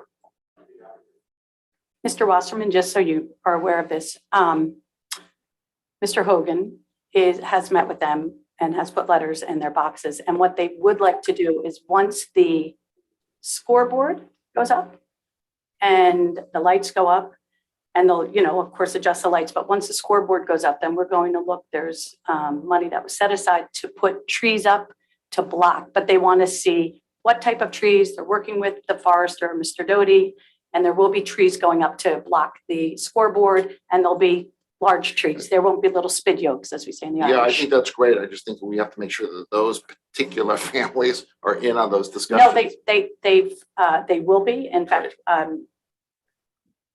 Committeeman Vinayak and I copied him on an email today with Mr. Hogan and one of the residents over there saying that the minute that goes in, then we'll get back there and we'll look and see what's the appropriate trees and how to place them so that it is blocking them, their vision. All right, terrific. 100%. Yep. Committeewoman. I would echo. Sorry. Mayor. Yes, sir. I would echo Mr. Wasserman and both the rec committee members who have come up, Mr. Redler and Mr. Ryder. We are short on the fields. We really need fields while keeping our residents in mind, because we are working for those residents and we are residents of this town as well. So if we can, and we have been talking about this forever, but however we can find fields, we really need to get that and get our kids playing on those fields. So all these coaches that have been trying to train our kids, they get more place and give more experience and training to our kids. So I think that is a very important fact, along with flood mitigation and fair share housing that we are facing in this township at this time. Thank you. Thank you, Mr. Vinayak. Do you have any other comments? No, I don't, Mayor. Thank you. I do. Committeewoman Prukas. Thank you. First, I just want to speak to the comment about the performance stage. And just let the community know that we are undergoing a open public process. We hired a landscape architecture firm, MKW. Mr. Moman spoke to it beforehand, but I want to kind of put an end to this performance stage, because there's no performance stage that is being planned. We're going in so that the whole community can talk about what they would like to see there. So I don't want people to feel all anxious and concerned that a performance stage has been set or planned or is decided on. So I just want to kind of roll that back a little bit. Perfect. I'd also like to just address, I didn't know if we were going to talk about where or how we were going to talk about the developer interviews. So I don't know if we're going to talk about that later on in the meeting, but I think it's important to let the community know what is going on in terms of the interviews that took place and kind of where we are in the process. I know that we just came out of closed session, but some really interesting points were brought up, and I think that they are relevant to transparency, because we are obligated through the settlement to build 75 units on the DPW site. And we sent the RFP out to the 4 people that were selected through the RFQ process, and the interviews took place. And I think that this is a huge project and a huge change that's coming to the township. And I think it's really important that there is some piece of public process around the developer choice. And I think it's important to say that there isn't consensus on the way that this township should, the township committee, there isn't consensus on which path to take in terms of what and how that site is going to get developed. And I think it's important that we open that up to the public. So I'm just wondering, especially to the comments that Mr. Heller made in terms of nothing happened here. And this is a huge project. It's a huge development. Mr. Carney, can we speak to this, or help me to understand, we just came out of a private session that we're not allowed to discuss, so we are allowed to discuss. Right, so, I mean, my understanding is that an RFQ process went out. You Correct. did an RFP, that's public knowledge. Correct. Yep. And before you would retain any developer, you would have to do that by a resolution in public session. Correct. So there is an opportunity between now and whatever time that is to, proceed with whatever process the township committee Right. desires to proceed with. Right. So I would like it to be a public process. I mean, there are two different firms, and I can name them. I mean, I don't think you can. I mean, what's? I don't think that that's. I can name the 4 firms that we interviewed. I mean, that's public knowledge at this point. You, Like RFQ, it's an RFP. It's public. Excuse me. Yeah, Mr. Carney, please speak to this. I don't think I'm prepared to come up with a process for the township committee this evening. I don't think I've been asked to do that. Mhm. But I think what was discussed in closed session at the moment should remain in closed session. Thank you. Okay, so that being said, I think that there should be a process that we take rather than in 2 weeks, we show up and there's a resolution to vote on a developer that's going to develop that site. So I'm just asking that through what we heard about everything through transparency and what happened with the settlement, and I think that it's really important that we invite our public into this process. I don't There disagree. are presentations that, because there are 2 different But we don't have, concepts, and I think that. Committeewoman Prupus, Yes, we don't have permission from any of the developers that we've interviewed through the RFPs to talk about, publish, or do anything. We have no permission from them. We haven't even chosen anyone. So to discuss anything in public right now is not appropriate. That is, as far but as to I'm concerned, discuss a because we have not process is had, okay. we haven't had a discussion with the 4 companies. That's fine, but how are the 5 of us going to talk about a process? Mr. Carney? I would wait for the advice of the professionals that we spoke to this evening. Okay, so they'll come back to us with a process in which we can engage our public before we choose a developer. I think that's an important question that Committeewoman Prupus has asked. I think that's a very important question. I think you have the expertise of Beth McManus. But I'm not gonna, I mean, to all due respect to Beth McManus, who is a planner, I don't think that she can come and talk to the 5 of us about how we're gonna include our public. I mean, that's not her skill, Yeah. that's not her interest. That- She settled our agreement first, and that was her job. She came in, she had a month to do it, she got it done. That is her skill. We learned all about, all the towns that she has done this for. On Friday, we saw her relationship with the judge and and we all know that Beth is very competent at what she does. But I don't think that it's her role to tell us how we're going to include our public in such an important process. I think that's up to the 5 of us to figure out. Yeah, I agree Okay, with that, yes. so that's all I'm asking. And if we can't talk about it, I just don't want to see in 2 weeks we come and there's a developer that we're going to vote on and that's it. So I'm bringing this up because of what we heard during public comment about transparency, about people wanting to be involved, and how important this is for our community, because this is going to change everything. Right. Or not everything, I don't want to talk in absolutes, but it's important and it's going to change a lot. Okay. For instance, Mr. Carney, when Silverman, we knew they were the developer for that area. We knew who was developing the Upton. We knew who was developing Wells Fargo. We knew who those developers were. So those plans happened. I think what I'm asking also, will there be a way for the public to be part of the process to choose the final developers? Will they get to see what we saw? Is that what you're asking, Ms. Rubus? Do they get to see what we saw and engage in this process? Or is it just totally up to the five of us?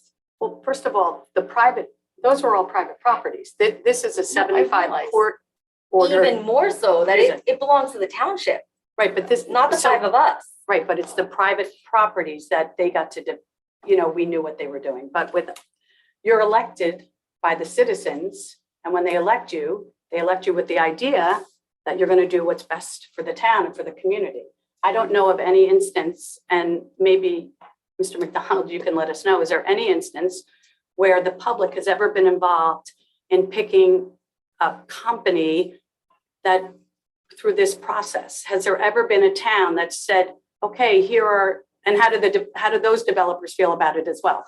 Wait, are we concerned how the developers? No, feel but about it? you're putting out their information. They gave us financials and everything else. So that's how the question becomes, has there ever been another town that has done this, where they have brought in the public and said, okay, here are your choices. Here are the four people that submitted RFPs, and help us pick one.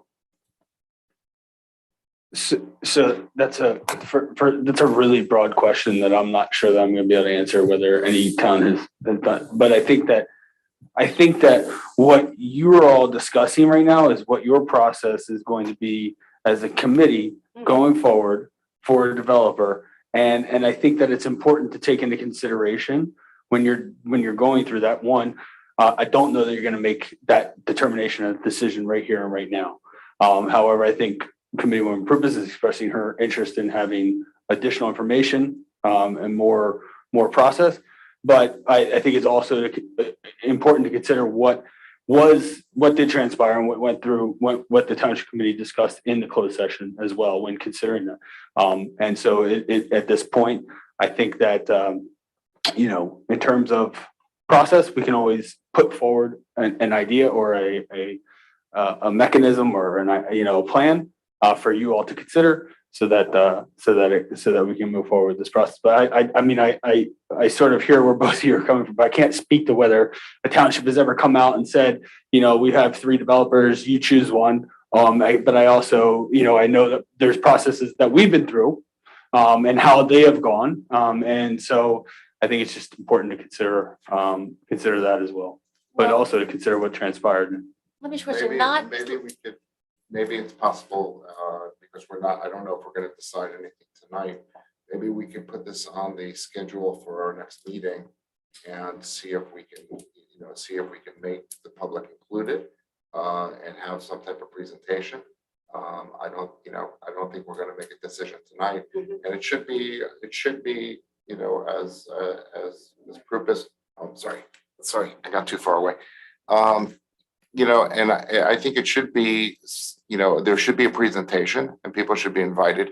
And I don't know about selecting a particular firm, but there certainly could be a public presentation in terms of this is what's happening. This is what it's going to cost. This is the plan, what we're considering. And certainly before a resolution is passed, there's going to be a vote and a discussion. So I think we could put that on the schedule and we could try to, I think we could try to negotiate with one another so everybody's satisfied that it is enough of a public process and our residents are invited and there could be a open process, maybe at the next meeting. Anything else, Mrs. Prupus? Committeewoman Prupus, sorry. Yeah, just that, because it wasn't a consensus of this township committee in the direction that we want to go. And because of the impact that this project is going to have, I think it's really important to not only just present to the township, but to actually give an opportunity for the township to react or respond or to have a voice in some capacity. Ultimately, it's the 5 of us that get to vote. But in terms of transparency and process, I would just like to see, that happen instead of just one presentation happening. And then, I think you all understand what I'm trying to say. Got it. And is there anything else you'd like to discuss tonight? Well, this was just in reaction to the. No. comments. I'm asking you. A because- public, yeah. Yeah, the public comments. No, just those two things. And then I just want to echo what's already been said about the lights. It's great that the lights are coming, and it would be great if those houses surrounding the field get the buffer that they are asking for as well. So if those conversations are fostered, great. Thank you. No, I was just gonna add, it's not having the public, I'm not really sure, picking the developer, but understanding what the choices are that have been presented to us. Like just not keeping everyone in the dark. And as far as, I think we've discussed this in the past, when people in the audience get to say things and accuse us of things, and I'm not gonna necessarily answer to some of those remarks that were made because I just find them unpleasant to have been spoken to that way. We're just gonna let that stand. I do have one other thing, because I have, this is to Mr. Cosgrove. I've only seen the part where it says that I haven't seen the rest. I've only seen that one sentence of that saying that where Frank Banish said that it was confidential. So please send the email to me because I haven't seen it. So. Okay. Anyone, Mr. Vinayak, no, Mr. Wasserman, you're good. Okay, I'm gonna just, Mr. Feld asked for the bylaws that were changing that had to do with the SID and us publishing them. I believe SID published those. Did they publish those bylaws? I believe this was,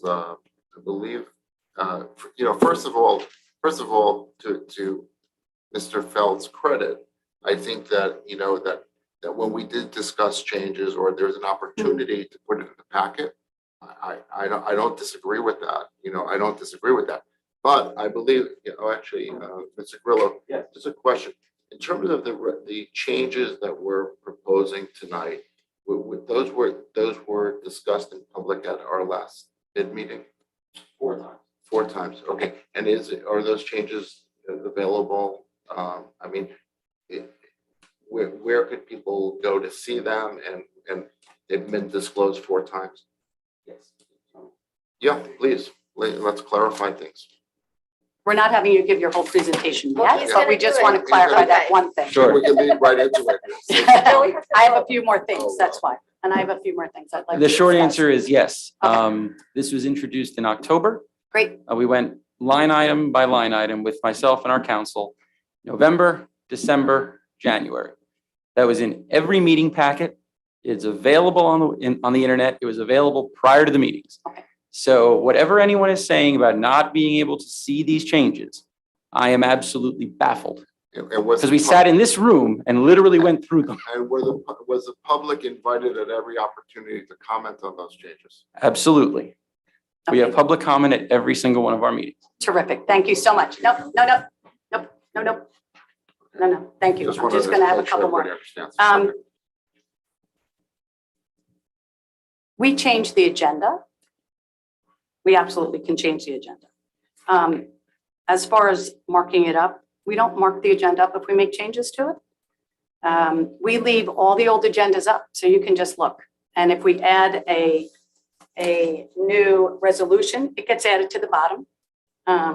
So we added a few resolutions today. They just get added right to the bottom. So the agenda is live, and that's what we do. That's for you, Mr. Feld. Mr. McDonald, contacting department heads directly. Are we not allowed to what if you're on vacation or off and one of us needs to speak to the police chief? Are we not allowed to contact him directly? So generally there is a, I think that it is written that, the township committee is not to contact employees directly. However, there are instances and should be instances in which the committee can. I think it's in terms of providing direction, if you're seeking clarification or answers to something, you know, obviously and certainly can and should.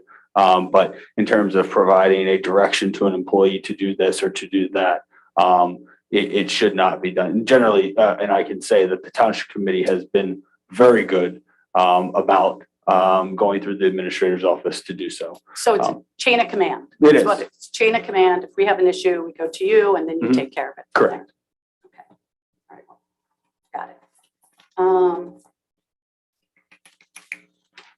And it appears as if we're doing lots of code enforcement and sending out lots of code enforcement fines, as it were. And we discussed it earlier with the snow removal and et cetera. So is that what seems to be happening?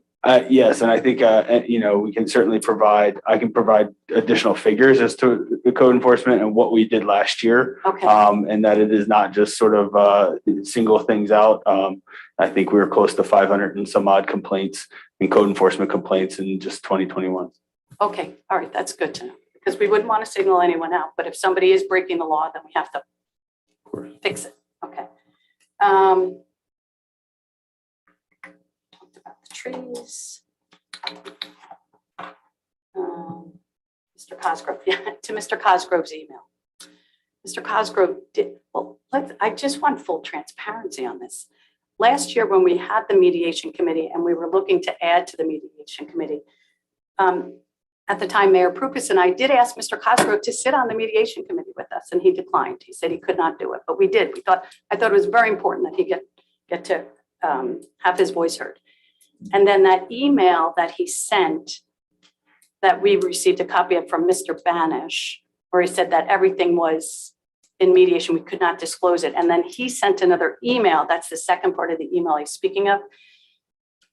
Can you find the date out on that? Because I do believe that we had not signed, that all four parties had not signed off on the agreement, so therefore we couldn't disclose it. Is that correct? Can someone find that out for us? I would have to look at it. I think that it was not, we would have loved to have disclosed it. Unfortunately, all four parties hadn't signed off on it, so therefore we were told we could not disclose it. And then as far as what fair share housing, I have no idea what fair share housing thinks or does. That's on them, but just to be clear about that. Mr. Morreale asked about the overlay zones, Mr. Carney, and about how, what that zoning looks like. So that is, tell me how that's going to work. Do tell us. We don't have anything on that? I mean, I think that's something that we want to make sure that we can answer in true clarity for the Okay. public. So I wouldn't feel comfortable, you know, putting that out there exactly how that process would be right now. Okay. Do you have anything to add to that? No. Okay. Wait, I have a quick question about Yes. that, but that's true that like none of those things are determined in the overlay, just the density.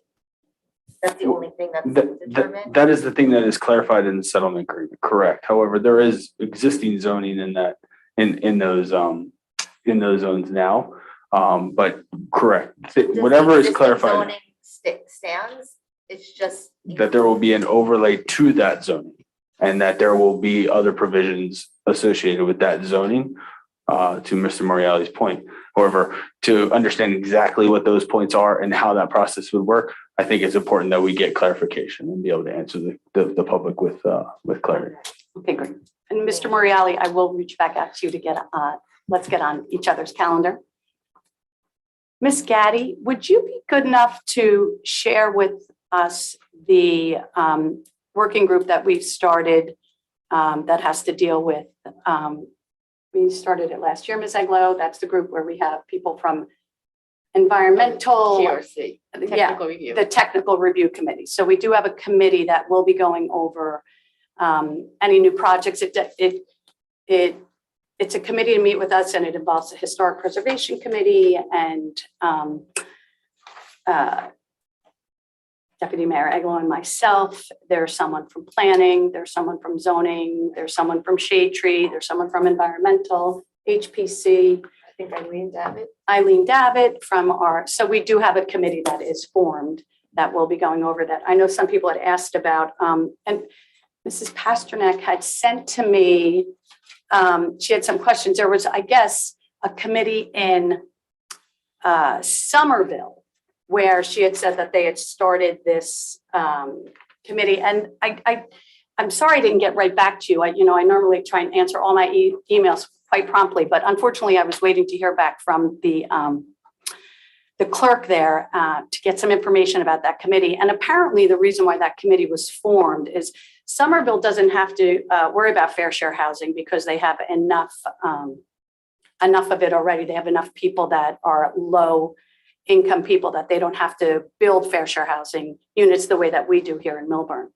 So in Ida, they lost almost, there was one building, Garden Apartments, that is owned by a gentleman who also owns the Hard Rock Casino down in Atlantic City. He's a major builder throughout the country.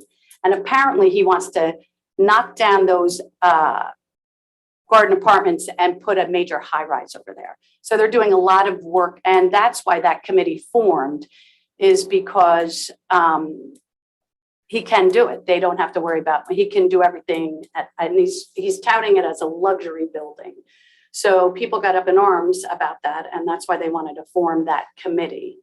And that's different than our town. So I just wanted to be clear about that. I mean, they lost over 200, they had 8 homes that they lost in Ida, and they had over 200 apartments. So people were displaced, and the concern was that they were starting to just, and on top of that, apparently Somerville's building an 800 parking garage right near their train station. And so they're doing a major renovation down in there and thousands of units. So we're a little bit different than them, but I wanted to get that information. So I'm so sorry I was delayed in getting back to you.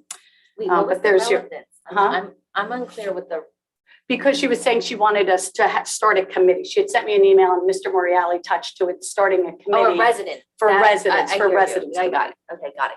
Thank you. And Wait, so to your point, the TRC is made up of residents. correct. Right, so if Correct. that would be enough to satisfy some of this concern, Right. or do we want to discuss an additional residents committee? Yeah. Because the TRC is really meant, if someone's bringing an application, is it a complete application? Can we have some input before they appear before the planning board or the zoning So board? they're not in front of the planning board or the zoning board as much. That's correct. Right, so would that be sufficient, or do we want to have an additional residents committee? We'll have to talk about that The as committee will have to talk as a about TC. that. That's right. TRC? Yeah, we do. That's what we're saying. And we just expanded it. Okay, you Yeah, yeah, expanded. yeah, what we yeah, like, that's right. okay. We do. just And we making sure, expanded it. right, okay, So- got it. That, and yeah, that's important. Right.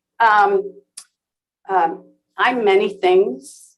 I promise you, I am many things because I'm human, but I'm not a liar. And I'm highly offended, Ms. Pasternak, that you called me one. There's no place for that. None. As far as, and I never discuss my business up here. I'm here as the mayor. I don't let people know what I do for a living, but I am a real estate broker. And just for clarity, I did call your broker. You forgot to add the little piece where I said I was looking for the comparable price. When was your home closing? Because we all know that your home is sold. And when was it closing? I needed it for comparable for a listing appointment that I was on. And quite frankly, we as real estate brokers do that with each other all the time. We call each other, how's it going? How's the market? And the market's been very tight here. So just want to give you a little clarity on that.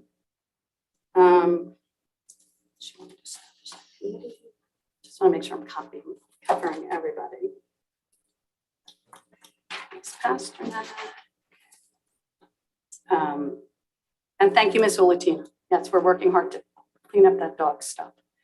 And At least no one's complaining about it in the park, though. Right, they're loving Amen. it. Yeah. and then as far as Mr. Banish's letter, well, it is what it is. It is what it is. We go into these meetings, we're told we have to not share anything. It would have been my pleasure to be able to share everything I wanted to be able to share. We weren't allowed to do it. It's as simple as that, folks. Saying the words court ordered, I'm not an attorney. Sorry. Did I use the wrong words? Possibly. But every meeting we went into, and Committeeman Wasserman and I both, and maybe we should have written to the judge, and we're still talking about it, but we were told we were not allowed to discuss anything going on in those meetings. And in those meetings were our professionals, Mr. Banish, who represented, or so we thought, or told, Judge Gardner, the Fair Share Housing people. So we would love to have shared everything, honestly. So that's all I have on that.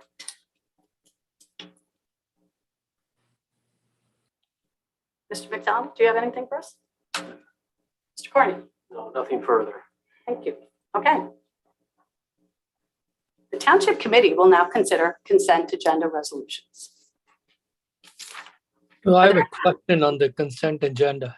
Yes, sir. Go ahead, Mr. Benayak. So, Mayor or Mr. McDonald, what was the process taken? And I have no doubt that these people are really great people to be getting appointed on Cora Hartshorn Arboretum Board and Planning Board. Other than one email I'm getting from the mayor, I think recently on the Cora Hartshorn Planning Board, I didn't even hear. I'd just like to understand what was the process taken, or if there is any process needed to be even taken, or is just that mayor's appointment and we don't look into it at all. I can answer that for you, Committeeman Benayak. Sure. Both Cora Hartshorn Arboretum Board, we had originally we had appointed Deputy Mayor Eglo and myself to serve on that board. And we had a holdover last year when only one of the Township Committee people had wanted to serve on it. And Mrs. Cerruto had volunteered to step up to serve on the board. And she still wished to continue to serve on that board. So I felt that it would, because I have so many other committees and it's always wonderful to have volunteers, to have her go in my stead. So that's how that happened. So Mrs. Cerruto wanted to stay on it and I thought that was a great idea. And it freed up a little time for me because no one else on our Township Committee had been able to have the time to serve. And then as far as the Planning Board, that is a mayor's appointment. So on the Cora Hartshorn, that is also mayor's appointment. You don't need to discuss or get vote from the others? She's replacing me. That's correct. Yep. Okay. Thank you. Thank you. Anybody else have any other questions in regards to resolutions 22-055 through 22-067? 064. Oh, sorry, 22055 through. Yeah, that's what I said, through 067. Okay. Other any comments? May I have a motion to approve resolutions 22-055 through. If I could just interrupt, resolution 22-065 is not part of the consent agenda. Okay, so 22-055 through 22-064, and then 22-067 and 22-066. Correct. Motion. May I have a second? Second. Roll call, please. Ms. Prupus? Yes. Deputy Mayor Eglo? Yes. Mr. Vinayak? Yes. Mr. Wasserman? Yes. Mayor Miggins? Yes. Thank you. So now we come upon resolution 22-065, the approval of amendment of Milburn Short Hills Business Organization, Inc. bylaws. So Mr. Wasserman, Yes. as liaison. Yeah. Thank you. Yeah, Would I you just take have that a few over? Thank you. comments. And so this evening, Steve Grillo, our Executive Director of Explore Milburn Short Hills, will be presenting the revised bylaws for the organization. The establishing ordinance and bylaws themselves require that the Township Committee review and approve any changes. Every nonprofit is encouraged to review their bylaws and make amendments on an annual basis. This is an example of responsible and good governance, and I support Mr. Grillo, our board, and our legal counsel who have worked diligently to provide Explore with the best possible bylaws to achieve the organizational goals. This type of attention to detail is hallmark of a well-run organization and exactly what Milburn deserves from its special improvement district. And then on more of a personal note, at the last several meetings when we've discussed this, we've done it line by line, and we've tried to a lot of what we started with had to be revised to make sure that we're being as transparent as possible, and a lot of kind of where we started the organization really had to be updated. So that we're doing everything the right way. So with that, Mr. Grillo, will you step forward and walk us through it? Happy Groundhog Day, everyone. I'm a Staten Island Chuck guy by birth, but I found out there's an Essex Ed, and I'm really excited about that. Thank No, you. he didn't. No, he didn't die. He retired, Jeff. He retired. Very important. Essex Edwina is taking over next year. Just a little point of levity before I get into the very exciting world of bylaws revision. So Mayor Miggins, members of the committee, thank you for having me this evening. As committee member Wasserman mentioned, as a matter of nonprofit good governance, to ensure that the bylaws of the organization accurately reflect current operations, scheduling requirements, and stakeholder involvement, the board of the Milburn Short Hills Business Organization, Explore Milburn, is respectfully requesting that the Township Committee consider and approve the amended bylaws that are presented to you this evening. I initiated this process back in September with our governance committee, which I also established with the intention of doing work like this. The organization then reviewed all potential changes at 3 public meetings where this was gone through line by line. And then at the 4th public meeting, it was included in the agenda packet with the final version you see today. So this was presented to the public 3 times for discussion with the board itself. That was October 14th, November 10th, December 16th, and then finally on January 13th at our last meeting, we made the formal motion to bring it to you for the approval that committee member Wasserman mentioned. So tonight I'll review the substantive changes of the bylaws and answer any questions as needed. For the sake of time, I'll omit minor grammatical or numbering changes which occurred as well. I'm sure you're very disappointed by that. But should the committee vote tonight to approve the bylaws that are presented, according to Article 14, Section 2, subsection C, the amendments will then be deemed approved with no further action by yourselves or by the Board of Trustees, and they will then become effective immediately. So that is the request that we are making to you this evening. Do you all have a copy in front of you of my memo at least? So let me just walk you through some of those major items. The first one, Section 1.02, concerning our offices. Initially, the bylaws stated that the offices had to be in downtown. We obviously represent 5 districts, and so we relaxed that to say that we can have our offices wherever in the 5 districts. We don't intend to move. Alex loves having me as a neighbor, but we certainly, if we did want to move or the township moved offices, whatever it may be, we have the ability to go. In terms of Section 3.01. Wait, yes, I'm sorry. Excuse me, Mr. Grill, can we just ask questions through each one, or Absolutely. do you want us to hold off to No. the end, or? Let's go one by one. So one of the concerns about having you housed in town hall was that you didn't have to then pay rent. Mhm. So I think that's an important piece. So the way that it was written originally said that the organization could only have its offices in downtown. So let's say, for instance, the town hall moved to Morris Turnpike for whatever reason. We would not be, by our bylaws, allowed to go with town hall because our offices would have to be domiciled downtown. So that's why it just didn't make sense in terms of the flexibility. So we have no intention of moving. This setup is actually phenomenal for us, but the language didn't allow us to go to any of the other 4 districts. Okay, but I mean, my concern is that maybe you leave and a new executive director comes in, doesn't like hanging out with Alex so much.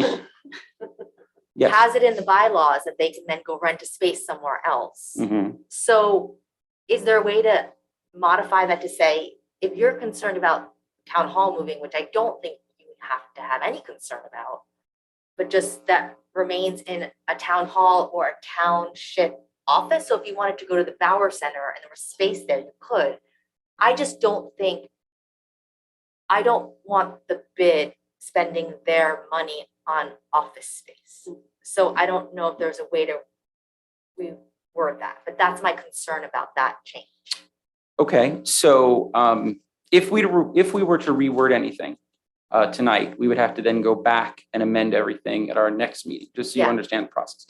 I think the intent here is certainly if we were to choose to take rented space, it would have to go through our board's approval.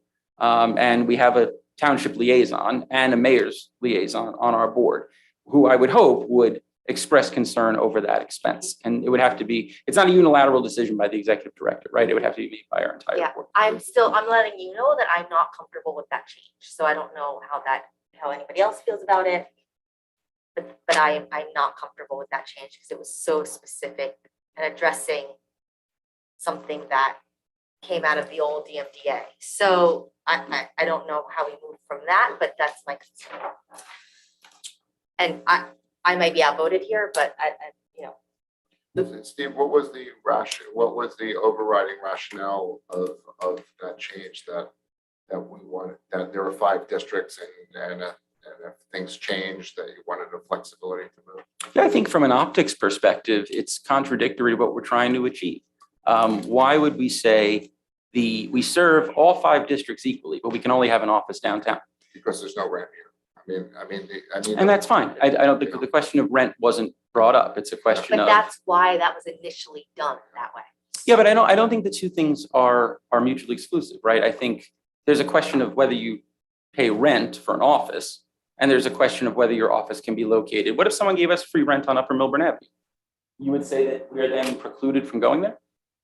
I wouldn't have a problem with that, but I'm more concerned about the bid. Mr. Carney?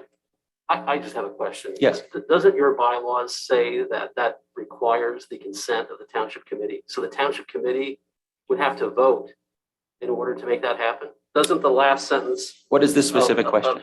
1.02 offices, isn't that what we're discussing? Yes. So doesn't your change say that, I'll just read it. Thereafter, it may be located in such location or locations within the boundaries of the special improvement district, including locations owned or occupied by the township of Milburn, as the board of trustees may hereinafter designate with the consent of the township committee. So the township committee Could would deny have it. to vote to approve it. So it's ultimately within the township committee's control. Correct. I understand that. And I- I'm happy here and I'm still not comfortable with it. Okay, I was just Sorry, yeah. I just wanted It's okay. I like to raise my concern as well. I hear Ms. Purpose, and she's right. We moved bid into the township, so you could use also the overhead, not just the rent, even printing and this and that, office supplies. They're all, it's helpful. It's you are getting the benefit of being in the township. So there should be something added in there where you stay with the township, or the office of SID stays with the township. I'd like to make a suggestion. If people aren't comfortable with this, why don't we go through the rest of the changes? Sure. See what else people are not comfortable with. I don't know if there's consensus to approve this then this evening. 2 members are already saying they're not willing to do that. Why don't we see if there's any other questions about Can it? I ask a question, Mr. Carney? Mr. Carney, is it possible, and I don't know if Mr. Grillo does, and if we didn't want to approve that one section, are we able to approve the others without approving the one? I'd be comfortable doing that. I'm comfortable approving it, and then you can make the change on this township. We haven't heard the rest of the stuff, but I'm okay, and I trust enough Read that that piece. we'll come back Yeah, and maybe making the change later. at the end, you can go through everything, but I don't necessarily disagree with my colleagues here. I mean, that's why we So haven't been here. Article 14, 0.02, Section D. If the township committee conditionally approves or proposes a revision to the proposed form of the bylaws, then the board, my board, shall vote to accept the township committee's conditions or revision. An affirmative vote by the majority of the trustees, my board, will carry the motion. However, if the motion does not carry, then the proposed form or event or the amendment to the bylaws is defeated. So the way that I read it, and Mr. Carney, certainly please correct me if you believe I'm incorrect, any amendments that you would propose this evening, you could then vote on, and then I would need to bring it back to my board. And if they vote in the affirmative, then your change would automatically be included in the bylaws. Yeah, I agree with that.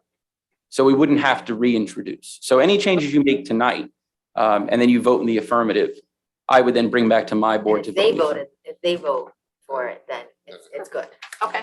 Correct. So we can still come back to this point if we're not ready to We can keep We have going. other points. Yes, Yep. we have other points. We have other points.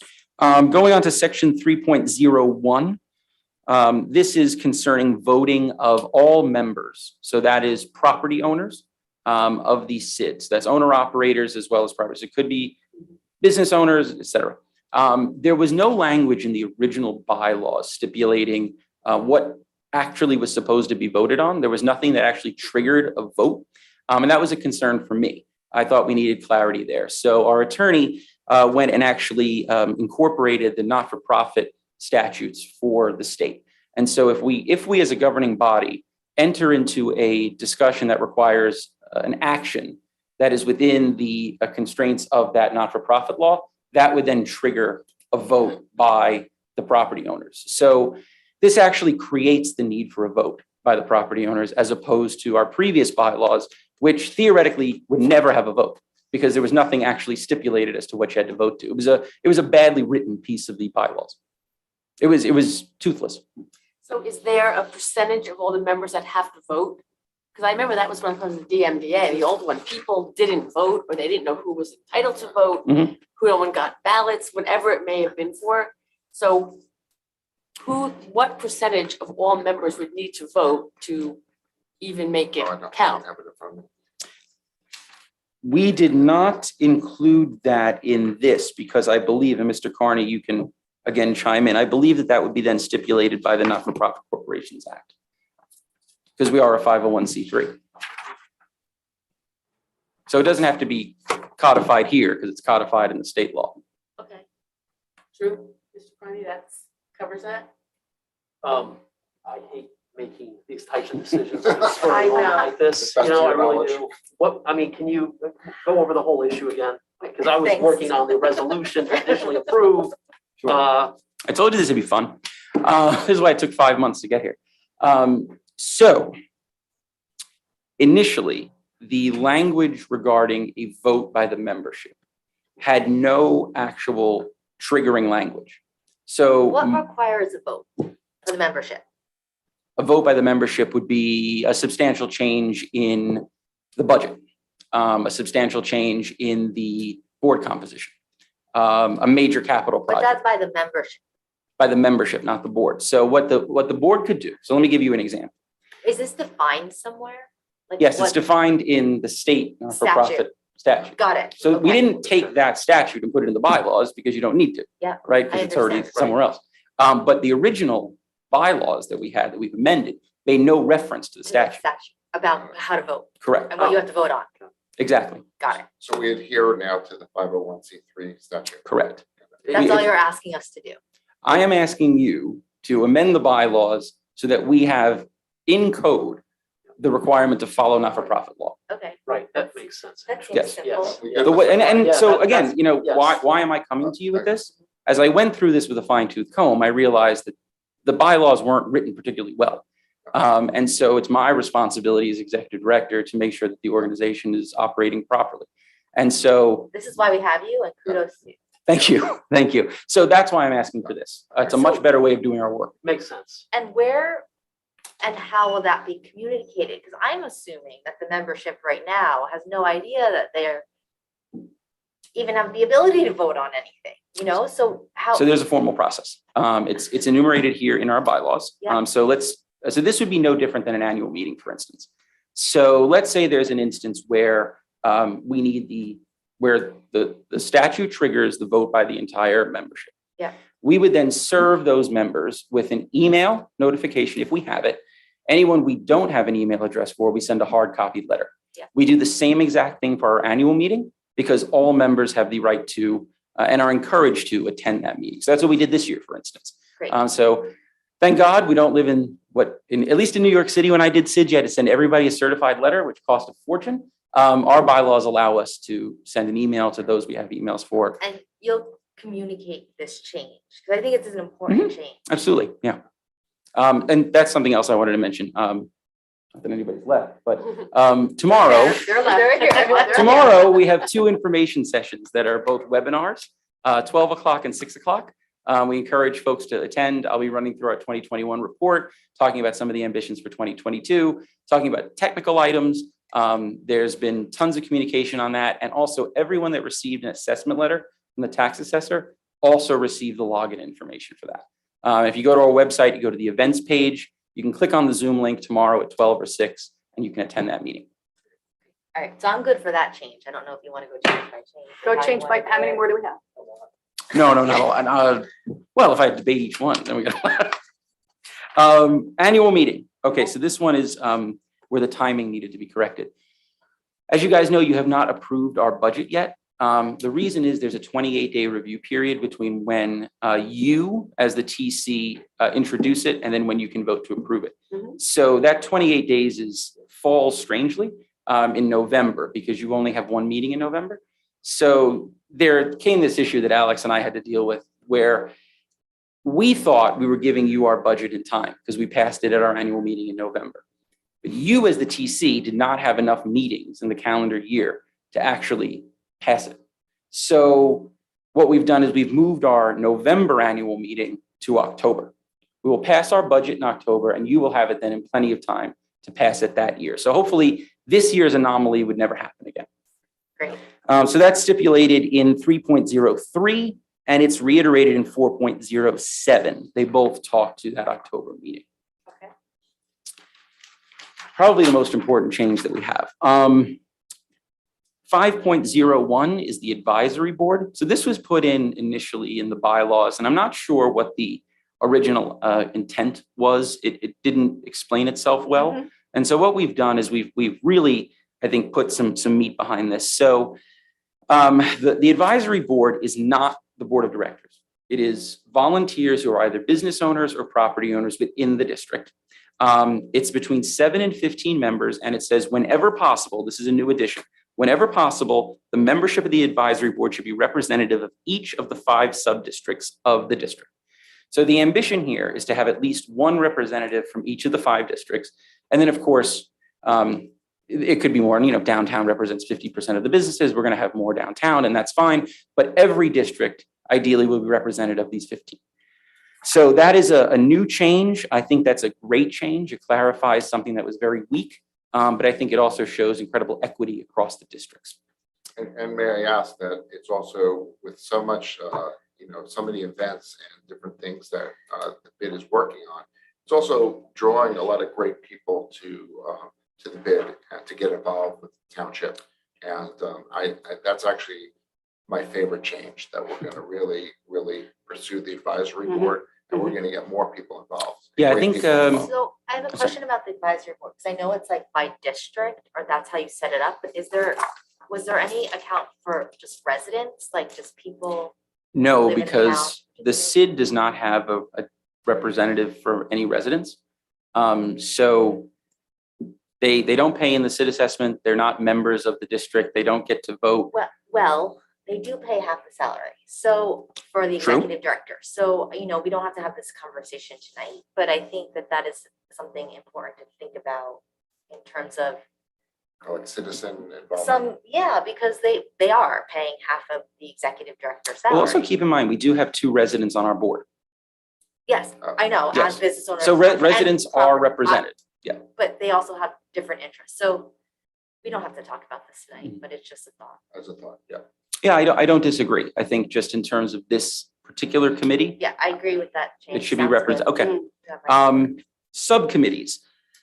So our subcommittees have changed a bit since I started, mainly because we just have new needs. And so what we did here was we codified the standing committees and we titled them.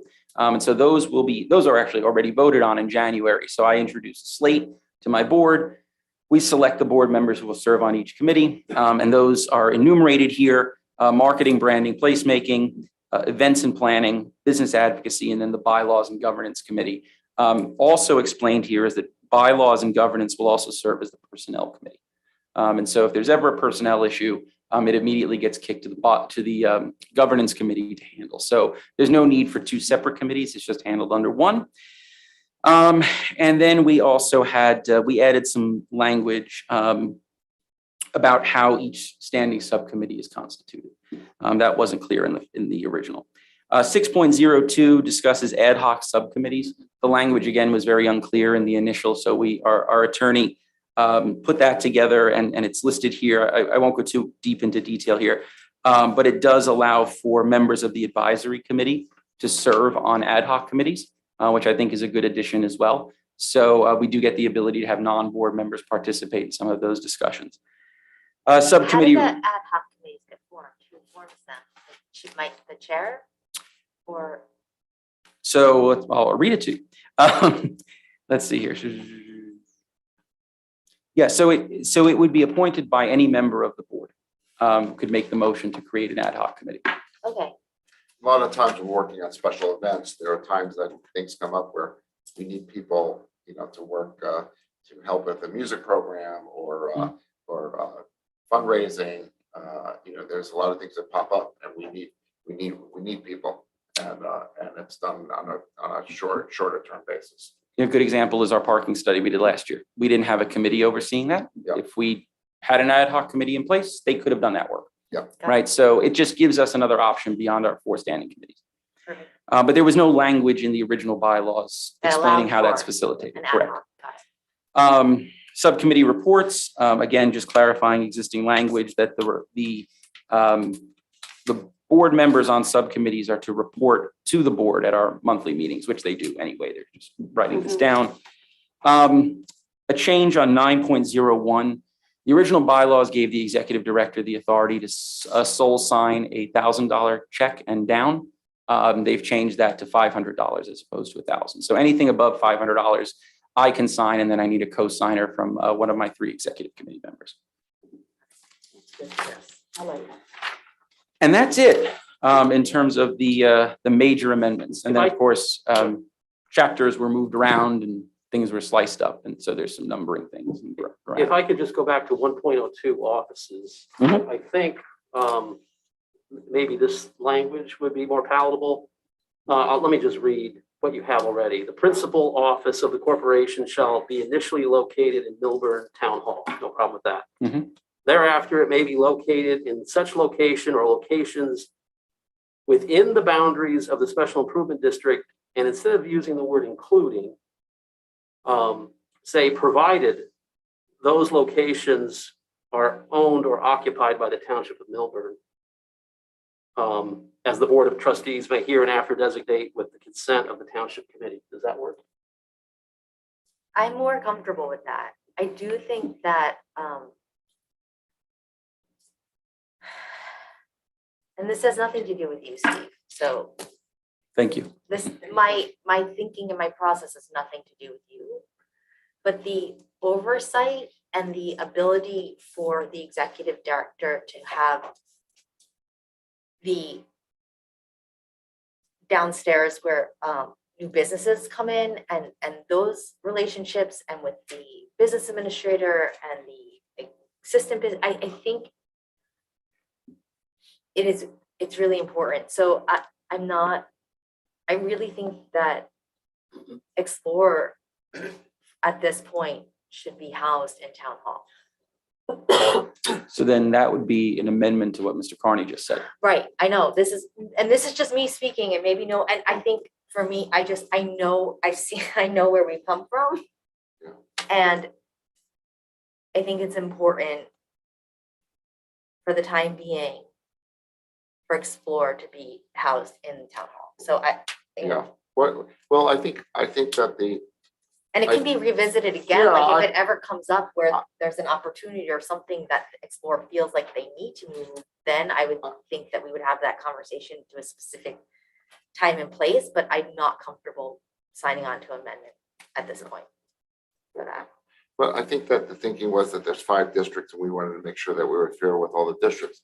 However, we already know how. Did you kill a rat over there? Jesse, everything all right over there? And anyway, however, I will say I do agree with Ms. Purvis on this. I think that we wanted to make sure that we represented all the districts, but when Mayor Jackie and I, put the ordinance together, it was our thinking that you would be accessible, available, directly in town hall with our other officials, and And so, you know, in rethinking, you know, what we're doing, you know, maybe for now, we could just keep it in town hall and revisit it later if there's a need. You know, there may be an opportunity in one of our other buildings at some point, you know, where we would still save rent, and if, you know, if we ever need to go there. But why don't we, my suggestion would be to just keep it in town hall, change the language right now where it's maintained in town hall. If we feel that as the organization grows, we can revisit this, but that way we will make sure that you keep Alex company, and that if there are any problems with the businesses, you will walk down the hall and bang on his door and say, we need some help with something. To that point, when I come to town hall and I see you, I can ask you questions, and that has made it very easy to like pull you over for a 5 or quick 10-minute unplanned meeting. That's So- what he's You trying to can't- avoid. I know, You can't get away from it. You can't get away. I know all the hidden corners of the SID. I'll be there. So how do we do that, Mr. Put an Carney? apple trap. Wait, I think Mr. McDonald Yeah, wants to say. Can I just something. ask a question? So did that provision in the bylaws state something about the downtown? It did. Okay, so that's really the word that needs to be eliminated, because if you're in town hall, you're in town hall, whether we're there, here, or anywhere, right? That was what I was trying to explain to committee member Purpose, and maybe I wasn't clear. So remember, these bylaws exist in perpetuity until changed. So if town hall were to move out of downtown, according to our bylaws, we couldn't go with town hall. We have to be located So we could downtown. just say town hall. Yeah, I don't and think town hall is moving anytime soon. So Fair, at but at least not out of the I think downtown. So yeah. the problem with bylaws is that Yeah. they're overly specific, right? Yeah. And so you end up in situations like this, and I'm not disagreeing with you. I think this is the perfect place to have us Yeah. explore. But this point was specific. Right. And it's not a problem with the by, in my opinion, it's not a problem with bylaw. And perhaps if you had my experience, you would agree with me too. So I it don't sounds as disagree. if But there's that's why we set it up consensus to this way, just. Right, exactly. Hold on, it sounds as if there's consensus to take out. Mr. Carney? Well, it sounds like the consensus would be that the resolution this evening would say that the bylaws are approved as, conditionally approved, I should say, as modified by the Township Committee on February 2nd, 2022, specifically that the bylaws are approved with the exception of 1.02 offices and are modified to state that the principal offices of the corporation shall be located in the Millburn Town Hall. Perfect. Right. And then you would remove the remainder of that paragraph. I just want to be Makes clear it because simple. I That actually makes have to it make the simple. edit. I just want to make sure that whatever I'm editing is exactly what you wanted to say. Right, so in other words, all it would say then is that the principal offices of the corporation shall be, get rid of the word initially, Mhm. shall be located In town hall. in the Town hall. Millburn Town Hall, period. Period. And that's it. And That's it. And we will continue to save thousands every month and keep you here next to Alex and everybody, and this is what we really envision. So yes, Perfect. so thank you for the change. And then Okay. everything else? Everything else is okay. Everything Okay. else, great. Everything else Thank is you for great. your work on this. Yeah. I appreciate that. Thank you. Yeah. And thank you for that vacancy rate. Yes, and thank you all for making business easy to do here in Milburn. So this does require a vote from you. Yep. May I Yeah. have a motion to Motion. approve resolution 22-065? May I have a second? And As modified. as modified? To say conditionally approved as modified by the Township Committee on. So moved. Second. Second. Roll call, please. Ms. Purpose, Yes. Deputy Mayor Thought Eglo, Yes. Mr. Vinayak, Yes. Mr. Wasserman, Yes. Mayor Miggins. Yes. Thank you. Thank you. Thank you all very much. Moving right along, old business. Does any committee member have any item of old business to address? I just have one quick thing to say in terms of art, and I know Mr. McDonald is super busy, and I'm not rushing you around the second lane restoration, but my only thing to say is if we were ever going to do that, I only would want to do it in August. So at some point, if we are going to talk about it, and I just want to keep that kind of like frame of timing in line. So it gives us lots of time to talk about it and maybe to never do it, and maybe it won't get done till next year if it ever gets done, but I really only think it should be done in August. Is all the input coming? Well, what I'll do is I'll make sure that I provide regardless, any input that I have at this time to the township committee prior to February. Yeah, I think that's what we're waiting for. So Yeah, but I didn't want to rush him. Yeah, I understand that, but I just wanted to put out that August as like, Yeah. you know. Well, let's right, get because all then you have the, to- let's get all the. if the input. chance Yeah. happen With that, like you did with flex parking. Yeah. Yep, got it, Let's- got it. let's get it all together, So yeah. you could Okay. have downstairs perhaps look at a backing up timeline. If we were all to want that, or three of us, to start August 1st, what would back out? What are you shaking? I'm not shaking my head, I'm just smiling. The exact same things as last year. Right, like parking. flex parking, right, so it's just, you know, just that timeline. So it's easy, you got it. Yeah. Okay, okay. Does any other member of the committee have any other old business they wish to discuss? No. Do we have any new business we wish to discuss? No, I brought up, you know, I You already brought said what I everything up. brought You did, so you did. That's it. Okay, may I have a motion to adjourn the meeting? Wait, oh, Anything else? okay. Motion. May I have a second? Second. All those in favor? Aye. I. Good night, Milburn.